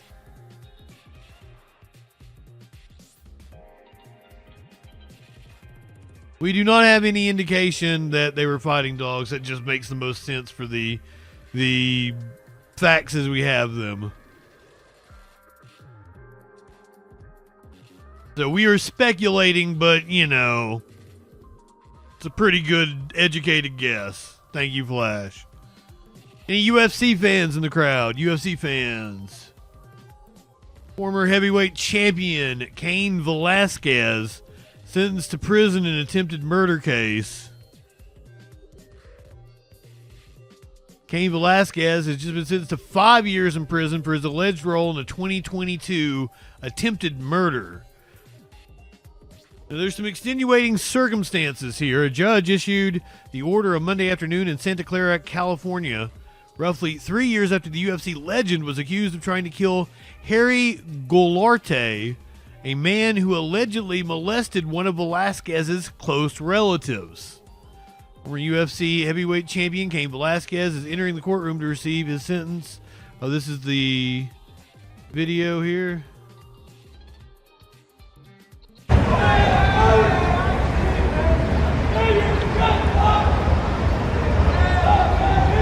Entering the courtroom a free man, but I'm pretty sure left the courtroom remanded to the state.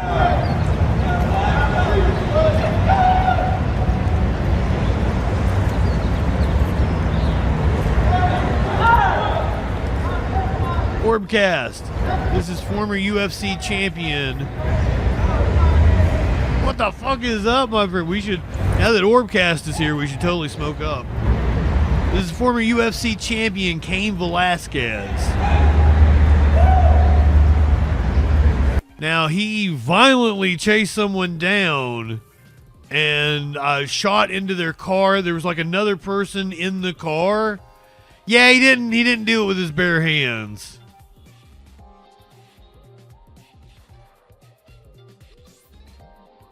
That's what I think if he had just assaulted the guy with his bare hands, then he probably would have got off on it.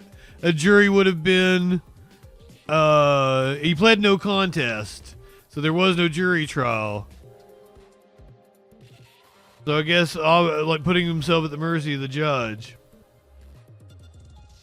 Velasquez appeared in person for the hearing and wore a collared shirt, a dark colored blazer, spoke at the proceedings and expressed remorse, as did members of his family. Some of Goularte's relatives addressed the court too and asked the judge for a heftier sentence. Ultimately, Velasquez got 5 years, though he's given credit for approximately 3 years of time served. Velasquez previously stated that he'd accept whatever punishment was levied on him. Ooh, do we have... I don't know how much you're able to talk about this because of court and things of that nature, but I'd love for you to share, your experience with the initial assault and handling it the way that you guys did, into what led you into chasing, and the things that you're gleaning from that now. Yeah, well, from what I can say, as far as myself, the way that I handle things is not the way to do it. We cannot put the law in our own hands. So I'm awaiting trial March 24th. I've already pled guilty, so I'm going to get a sentencing March 24th. And I know what I did, and I know what I did was very dangerous to other people, not just to people involved, but to just innocent people. So I understand what I did, and I'm willing to do everything I have to pay back that. Yeah. Right. So whatever the court feels correct for what I have to do, I'm gonna do it with my head up and still be me and not play the blame game. Like it was me that did that and reacted in that way. Well, he'd already pled guilty, so technically the case wasn't ongoing. Or he pled no contest.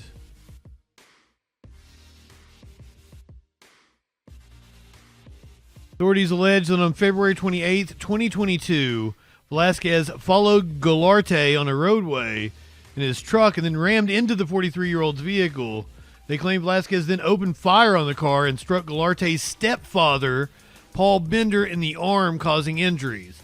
So yeah, like if it had just been a dude that assaulted sexually assaulted a child family member of his, he probably would have got off, to be honest. If he had used his bare hands, because he is a fighter, and assaulted the guy, he probably would have got off. But if you're shooting at a guy and hit an innocent bystander, the 42-year-old former MMA star was arrested and hit with 10 criminal charges. He at first pleaded not guilty to the counts, but later changed his plea to no contest. Prosecutors had reportedly asked for 30 years to life. His defense team requested time served and probation. So I think, yeah, like everybody is understanding of the situation. And that's when he was talking on the podcast that he handled it the wrong way. I wonder if he's thinking that. Now, he said taking the law into his hands, but like, hey, if I had only just beat the fuck out of the dude that assaulted a kid, I might have done a couple of years. I might have done some time. Probably not 5 years.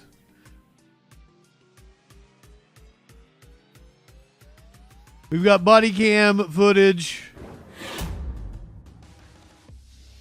of a cop. Apparently has a gun pointed at him before shooting a suspect. This happened on Sunday, apparently. Right now, a Hillsborough County man is in the hospital in critical condition after a deputy-involved shooting in Riverview. Investigators say it started with a domestic dispute. ABC Action News reporter J.J. Burton has the details. We're here in Riverview, in the Riverview Lakes neighborhood, where Hillsborough County deputies tell us that they're investigating another domestic violence situation involving guns and fire this week. Manual. This body cam footage came from the Hillsborough County Sheriff's Office. We did edit the video because of the language being used by the alleged suspect, Manuel Alvarez, and deputies. And also, we're not going to show you the And why the fuck would you edit out the language? That's why I like being on Twitch. Fucking fuckers. shooting, but we want you to listen here. Manual. Sheriff Chad Chronister says that's Deputy Sean Swinford calling for the suspect. The suspect, Alvarez, then shouts back at the deputy while opening the door to a room. Listen to the sheriff explain what happens next. He opens the door with his arm fully extended as he flings his door open all the way out in that firing position. The sheriff says the deputy stepped back, trying to hide in a nearby room. He calls for Alvarez to surrender, but they say Alvarez refused, leaving Swinford no choice. And he fires several shots, striking our suspect twice in the upper torso area. The sheriff says it didn't have to end like this. Our deputy, as you're going to find out, is I'm assuming this is Florida. Irate that this suspect made him deploy his firearms. He is irate, but still continues to do his job. Absolutely textbook. It all started before 4 a.m. Investigators say a female victim's ex-husband called 911 saying their adult kids called him saying their mother's boyfriend beat her up, then started a fire in their bedroom. Thankfully, the fire didn't spread and was out by the time deputies arrived. The mother and her kids were also removed from the house safely, but the sheriff says it brings him back to a similar situation that happened earlier this week. What? His estranged husband shot and killed her new boyfriend, then set himself on fire in a vehicle outside of the house. And in both situations, the suspects have no prior criminal history. That's why the sheriff is now making this plea. To anyone out there who's a victim of domestic violence, there is another way of life. Of course he had his gun out. We have a phenomenal resource in the spring of Tampa Bay. And it's as easy as having the fortitude to pick up the phone and call the Spring of Tampa Bay so you don't end up being a victim. The deputy has been placed on paid leave. In Riverview, I'm JJ Burton, ABC Action News. Was it a Tesla? Casey, good evening. Do people still do bath salts? I think we went through this the other night. Like, I don't ever hear about people doing bath salts. Maybe this dude was on bath salts when he pulled this young lady's hair during a basketball game. It's March Madness and people are apparently going fucking mad out here. coach who was fired after being caught on camera pulling a player by the ponytail during a state championship game. Janae Norman is here with the story. Janae, so many people talking about this. You got to see the video. It's tough to watch because clear as day, you see this coach walk up to a player already visibly upset and pull her by the hair. He's now apologizing, but still out of a job. Congratulations as well to Coach Zullo. This morning, a high school coach caught on camera yanking a young player's ponytail. High school! Just after Northville High School lost a close state championship, Haley Monroe can be seen looking upset on the sideline before Coach Jim Zullo pulls her hair and then gets in her face. One of her teammates, Amaya Tompkins, quickly steps in between them to separate the two. It's good job, Amaya. Is Zullo's niece. Zullo, who's 81 years old and a member of the New York Basketball Hall of Fame, was fired immediately. Zullo saying in a statement that he deeply regrets his behavior, adding, "As a coach, under no circumstance is it acceptable to put my hands on a player, and I'm truly sorry. I wish I could have those moments back." He told ABC's Albany affiliate WTEN that Monroe had cursed at him after he instructed her to shake hands with the opposing team, leading to Dub. The Northville Central School District releasing a statement calling the behavior completely unacceptable and saying in part, this individual will no longer be coaching for the Northville Central School District. If I could turn This is back the team's second straight time. loss in title games. This incident only making things worse for some of those players, guys. Yeah, but a lot of people talking about Yeah, Lenny, you're right. Janae Norman. He should have retired years ago. Coming up, breaking at 8. Yeah, but schoolgirls pulling each other's hair, that's one thing. A man in a position of power. We got a couple of different airport stories.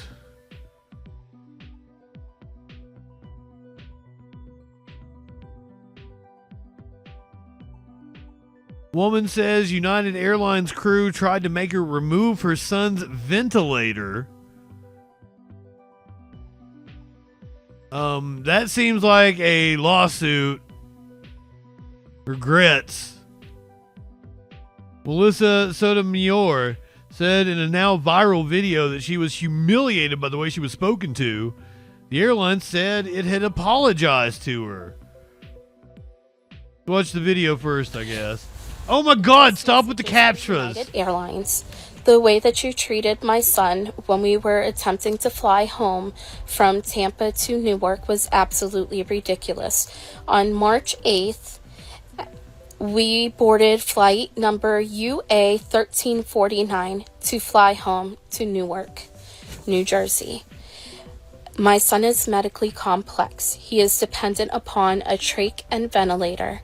He has vision problems and he has hearing problems. He also has a G-tube. Before we even took our flight to Tampa, I made sure all documentation was in order so that my son could safely fly and there would be no issues. Flying to Tampa was not a problem. Going home was a problem. Our flight was due to leave at 8:09 a.m. It was terrible because once we got seated, a male flight attendant approached me and stated I needed to take my son off of the ventilator and the portable oxygen concentrator because you can't do that for takeoff. I explained to him that I could not take my son off of those pieces of equipment because they are keeping him alive. He then asked for all documentation, so I provided him with the letter of medical clearance for my son to fly from his pulmonologist and pediatrician. I provided the documentation, the United Airlines form that his doctor filled out for the portable oxygen concentrator. I made sure we had enough backup batteries, more than what was required for us to fly. I also made sure I had the letter of medical necessity for all other medical equipment. And before they even give you your boarding pass, when you're flying with a child who has special needs or any loved one with special needs, they double check. She should have never had to present all that shit anyway. I mean, it's obvious. Portable oxygen concentrator, the ventilator, and all your letters from the doctors before they even give you your boarding pass. That was done with no problem. He brings all of that to Can the you front believe, of, Curiouser, can you believe this story? Have you ever had any incidents? I don't think you've ever flown with a patient. Like, have you ever had any incidents where people like come up to you about a patient's? I would think that this is like common fucking sense. Like, you know, the caregiver knows what they're doing and you don't. plane. Next thing I know, a female is approaching us. A female flight attendant. I don't remember her name. She states the same thing that the male stated, and I don't remember his name. She tells me I needed to take my son off the ventilator and the portable oxygen concentrator and put them under the seat. And I showed her that it was not possible for them to go under the seat, and she said our seats may have to be moved because I am unwilling to comply. What? And I stated to her that these pieces of medical equipment are keeping my son alive. I am not refusing to comply. These are for his safety. She again. It was a trach device. I mean, like the documentation, like plugged into his throat. Yes, like there is. So obvious that it is not something that's removable. It is something that he absolutely needs. That's why I'm flipping the fuck out. Like, you shouldn't have even had to have papers. It's goddamn obvious what's going on. He probably did have some sort of mask thing on. No problem. Then another because it was an oxygen breathing, so like he had the trach and the oxygen. She was the rudest. Approached me and said, you need to put these under the seat until we are at a high enough altitude for him to use them. And said, the ventilator and the portable oxygen concentrator are keeping my son alive. I am not going to disconnect him from those pieces of equipment. At that point, she tells me, he'll be okay until we're in the air at a high altitude. I said, ma'am, I'm not disconnecting him from the ventilator. A guy in row 7 on the right side of the plane said to me, ma'am, I'm really sorry you and your son are being treated this way.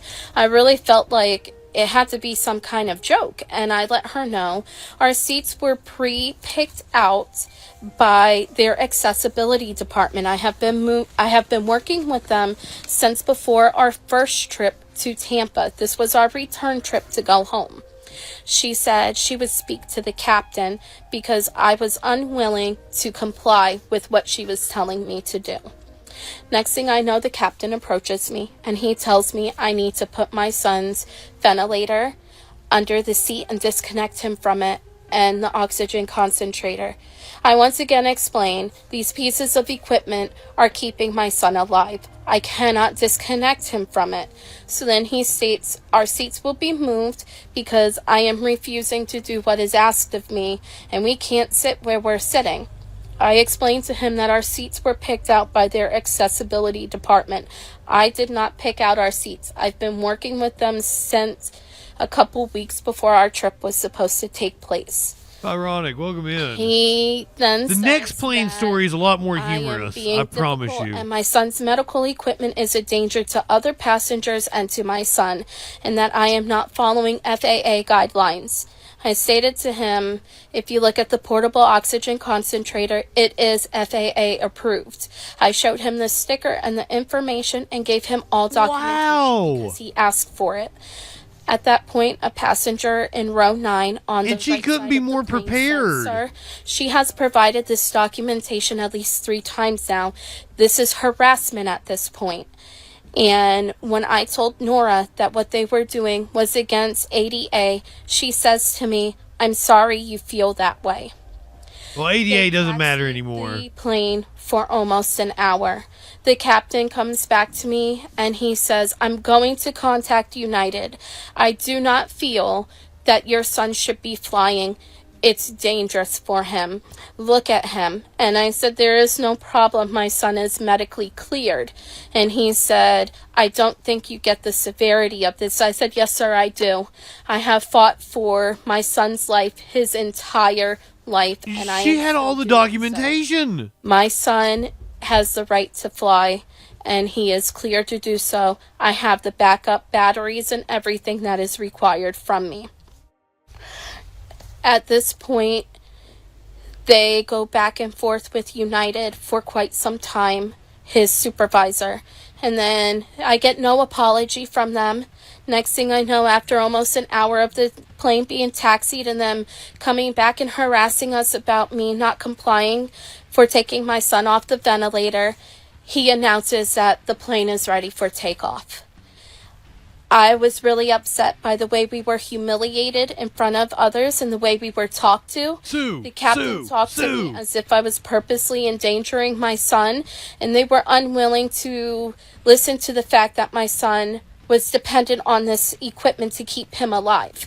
They did not want to hear it. The ignorance was very much astounding, and it wasn't that I was unwilling to comply. He also had said to us before calling the company, "We'll let you know if you can continue on this flight." I ended up contacting corporate, and I spoke with a woman named Melissa.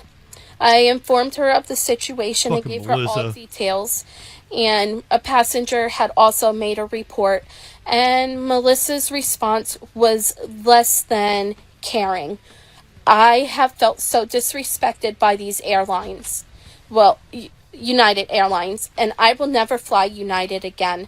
Melissa said to me, "We follow FAA guidelines. I'm going to check all the records of your phone calls with our accessibility department, and then I may consider doing an internal investigation because I don't know what you've been told, but we don't break FAA guidelines." Wow. Her, "I know what FAA guidelines are. I double checked those. I worked with your accessibility department. I did not break any rules trying to get home with my child." And her response was basically, "You have a great day. We won't be in contact anymore." The way we were treated was horrible. Great advice, Flash. And yes, the way you were treated is horrible. United has said it has contacted Sotomayor to address her concerns and apologize for any frustration she has experienced. The airline did not provide any further detail. Sotomayor said her son, who is medically complex, depends on the ventilator. The representative said the flight attendant reported it was a bulkhead seating problem, even though she said they never cuntiest. I had to permit the term cuntiest, even though she said they never mentioned that in the moment. They said it was because I was refusing to remove my son from his ventilator and portable oxygen concentrator.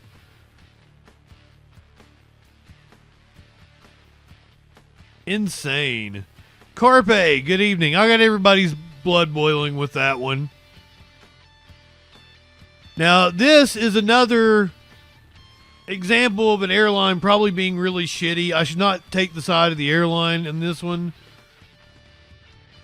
but there might be a humorous twist involved in it. Apparently, no video. I was hoping for a video. An Orthodox Jewish passenger says and it was United again. United again. An Orthodox Jewish passenger says a United Airlines pilot forcibly removed him from an airplane bathroom while he was experiencing constipation. Oh, I'm going to have such a hard time. He was experiencing constipation, exposing his genitals to other flyers during a flight from Tulum, Mexico to Houston. Yisroel Yidib. He was doing a poop. Yisroel Lieb. There we go. Yisroel Lieb of New Jersey described it. You didn't have to tell me he's from New Jersey. Described his trip through allegedly unfriendly skies in a federal lawsuit this week against the airline and the U.S. Department of Homeland Security, whose officers, he said, boarded the plane upon landing and took him away in handcuffs. Lieb and a fellow Orthodox Jewish traveler said the pilot made disparaging remarks about their faith.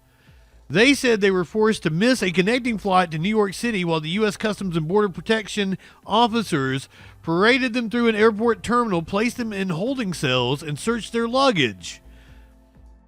CBP officers responded to the reports of a disturbance on a flight at the request of the airline. This is according to CBP Assistant Commissioner. Due to the ongoing litigation, we are unable to provide further comment. United Airlines declined to comment. The lawsuit filed Wednesday in Manhattan Federal Court. Lieb said he was in the bathroom in the back of the plane for about 20 minutes on January the 28th when a flight attendant woke Sabig from a nap and asked Sabig to check on him. Lieb said he explained his gastrointestinal predicament and assured Sabig that he would be out soon. Sabig then relayed that to the flight attendant. About 10 minutes later, with Lieb still indisposed, the pilot approached Sabig and asked him to check on Lieb. The pilot then yelled at Lieb to leave the bathroom immediately. Lieb said he told the pilot that he was finishing up and would be out momentarily.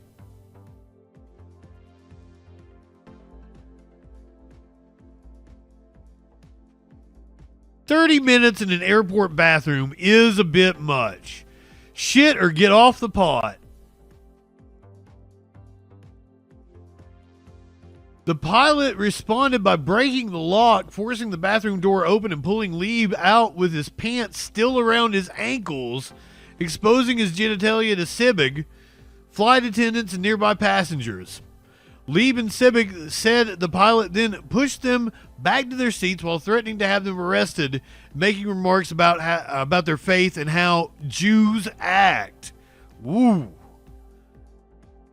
After the 2-hour flight landed in Houston, the men said about half a dozen Customs and Border Protection officers boarded the plane and escorted them out.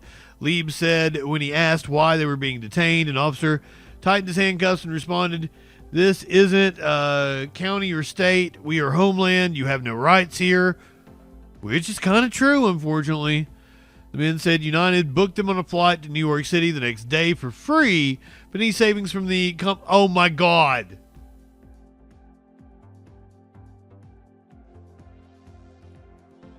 Well, we booked it the next day on the flight for free, but any savings from the complimentary tickets were lost because we had to pay for an overnight hotel stay.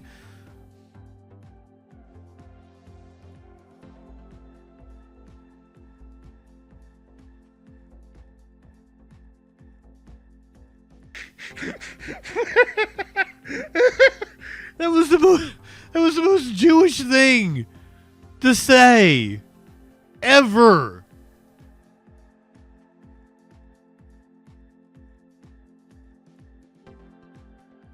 I didn't say it. I didn't say it. They said it.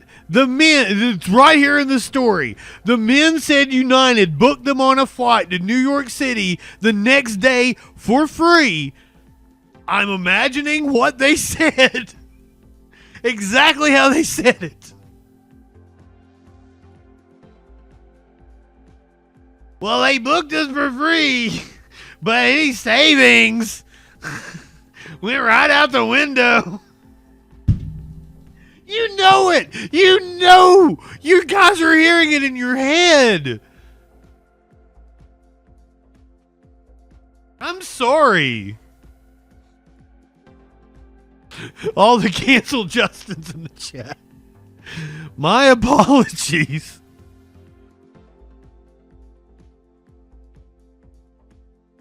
He was on the toilet for 30 minutes.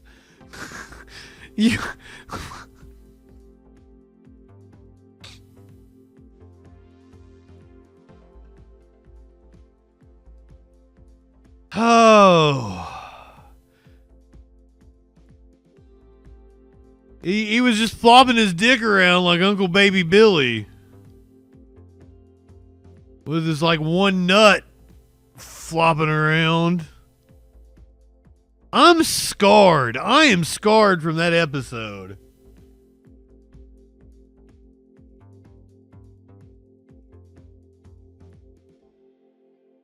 Here is a couple that decided if Sparkles, is this you? You wouldn't do this. Couple caught it would involve a gun if it was involving you.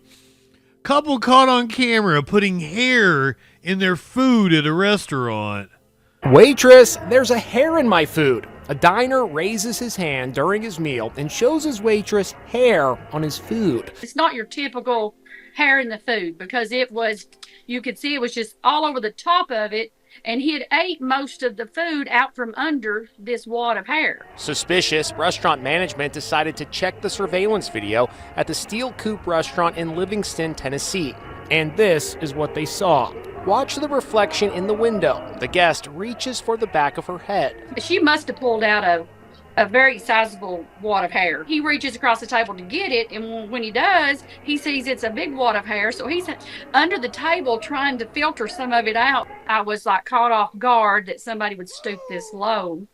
Daharumba! Get a free meal from us. Welcome in. It's really comical. After he plants the hair, he continues Welcome, to Raiders. the plate. It was that good. He needed another bite.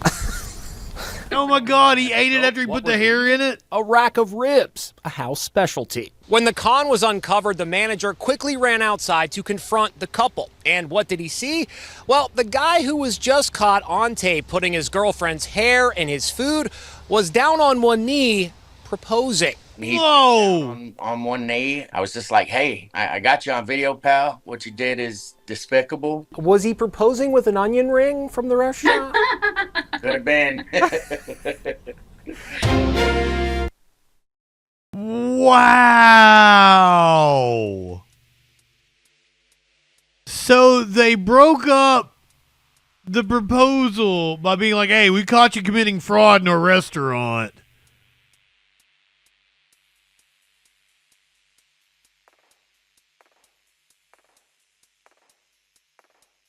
They are made for one another. The couple who scam together stay together. Seemed really, it was like a Slipping Jimmy kind of scam. All right, I'm going to hit the content warning for this one. Because it may be a little too mature for some of you.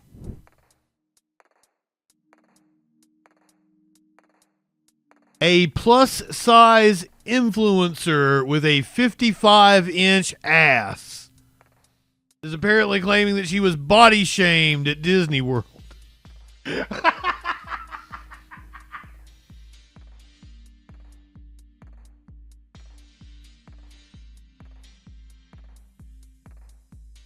A plus-size content creator and OnlyFans star, Gracie Bond, who has over 10 million followers on Instagram, claims that she was body shamed during her trip to a popular family theme park in France. Oh, it wasn't Disney World. Is that Disney World France? Is that what it's called? Disney World Paris or whatever. The famous Panamanian plus-size model who became famous for having a 55-inch buttocks claims she's never had any work done to achieve such a large behind. But some members of the public can't help but not believe her and don't want to support her, adding she's not a victim and she did this to herself. So here's Gracie. Oh, I gotta log in. Hold on. Hold on.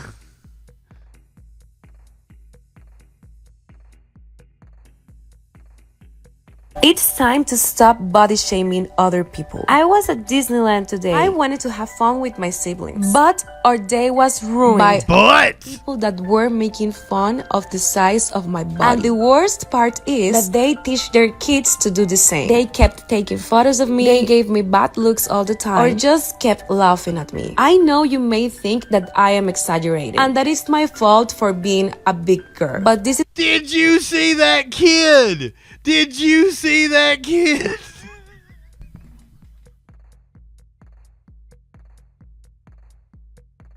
Oh, this is exactly what she wanted. She's not getting body shamed. It's literally what God gave me, and I have to embrace every single part of me. Even if you have a condition or you look different, you shouldn't get bullied for the way you look. I would never talk negatively about someone else's appearance. Respect is key. This should be a safe place where everyone feels comfortable. And this is clickbait. Just existed. At the end of the day, I just want— And I fell for it. If you don't like something, stop hating and keep it for yourself. It's time to stop body shaming other people. I was at Disneyland today. I wanted to have fun with my What do you guys think?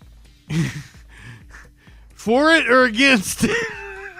siblings. But our day was You guys looking her up on OnlyFans after this? making fun of the size of my No, let's see this kid. that they teach their kids to do the same. They kept taking photos of me. They gave me butt looks all the time. Or just kept Butt looks. I know you may think that I am exaggerating. And that is my Look at this kid. a big girl. But this is literally what God gave me. And I have to embrace every single part. That kid was like, God damn, that's a big fat You ass. shouldn't get bullied for the way you look. I would never talk negatively about someone else's appearance. She did all this for the clicks. This is driving traffic to her OnlyFans. It's brilliant. I don't fault her. Get it, girl. But let's be clear about what's going on. I don't know if it's natural or not. Surely I don't know. I don't know how butt implants work. There's a girl I was just following on OnlyFans that like, ma'am, is that real? That ass is just absurd. All I know is if you got an ass that big, it must be hard to wash it. Life is too short to walk this earth for a Kid was crusty caught in the asshole. orbit. Wash your ass. Jesus. Oh my God.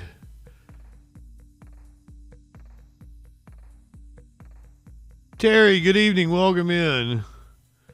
Earlier today, we're going to Houston. We're going to Houston. As many as 30 cows on the loose this morning. See, there's the cow. See it? And Or two. These Two are of live them. images again, you That's guys. two of them running on the left-hand side right now, and I believe it's photographer Mike Carr. And back on it's the so highway. very dangerous. Oh, my goodness. So very dangerous with the law enforcement It really now is. We've got pigs and cows on the highway. It's the flow of traffic trying to get these two cows that we just saw. And our photographer running in Photographer the highway, doing too. an incredible job there. Mike Carr doing an incredible job keeping up with them. And these These cars cows, need to just stop. Yeah, if they could bring them to a complete stop, that would be good. But these cows can run for quite some time. Tammy we were watching the one that Nick Notario showed us that was going had gone a mile.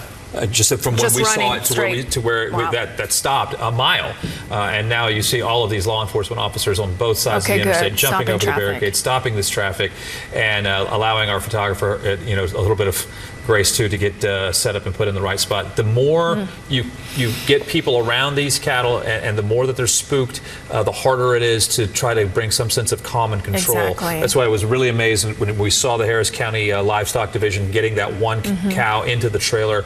They did it, I won't say the right way, but they did it in a way with it was very calming, right? And not running at the cow. But with the cows on the interstate, you kind of have to try to corral it the best you can. Now it looks like maybe they're trying to get it into that area underneath the bridge. Do you still see two, or was that and just one? I don't know if Tammy is still up. If Tammy might have to go to refuel. I think we see another cow on Tammy's camera too. Don't tase me, Moo. This is one side of the interstate, the other side of the interstate. Nick's on the right-hand side. The cow got picked up on the left.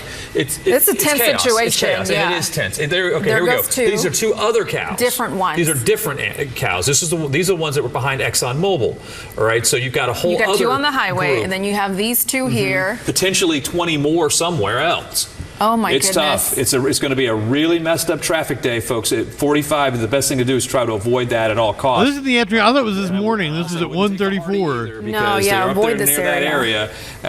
Maybe 59 is your way to get up and maybe get to the Beltway and get up and around that way. But these guys, this is an incredibly difficult job that these law enforcement officers have to do just to try to get these two cows to go in the same direction. Oh my goodness, yes. And away from the barricade. This is Texas. You know how easy. Where's the Rangers at? Traffic coming the other way at highway speed. Get us some cowboys out here. This is a dangerous situation. They know how to rustle cattle. A driver in one of these cars not knowing what is going on, all of a sudden you see the eyes of a ranger. Past you. Oh shit, the cow's charging. Oh shit. Wow. Yep. You just can't. Could have been bad. Right. Oh, right. she Came right at her. She's brave. And Yes, she tried to stop that cow in front of her. She's like, I was raised on a farm. 1 second and go, Mike Carr giving a great. I love cows. Cows are awesome. What's this dude doing? Somebody with a rope got him. Did he get him? No, I guess not. No, it looked like he did. Oh my goodness. You can get real hurt doing that. Get really hurt doing that. So now this one's going to be off and running, and that cow. Well, he's scared to death, I'm sure. It's just incredible how far they can go. Hopefully it doesn't cross over to the other side of the highway. Oh, you get the guys jumping in their 18-wheelers. What? He is freaking out, it seems. For sure. So it seemed like an average citizen who had a rope and tried to corral that cow. Stop resisting. But it ran so fast. Vehicle and get off the interstate at this point because that's going to be tough. Yeah. Hopefully the vehicles. Do we have a TransStar camera shot showing that and the cow that's there on the it run? is. There it goes, Jeff. There it goes. Yeah, it's Still getting running. close to, you see the door picking up open, speed. right, picking up speed, Myra. I mean, the cow's not ready to stop at all. No, and naturally it's going to get away when it sees people coming at it. That's right. We're working on getting a jam cam shot of that. And if we could switch over to Tammy now, or what's everyone, a 7. Did we lose All right, all you Kick, Rumble, Odyssey, D-Live, BitChute, YouTube, all you people, light one up, tip one back. Good night, everybody. Not you Twitch people, you keep here. Live Music Monday. When another one got corralled, but Well, this is a tense situation. I don't know about you guys, but I feel like I'm holding in my breath. We're gonna stick with this, but I'm gonna add a soundtrack. In Sky at 13. Tammy, where are you and what are you seeing at this hour? Well, Myra, we are on our way back to Hobby Airport to get some fuel, but what I wanted to mention is the two that you were looking at that were traveling southbound.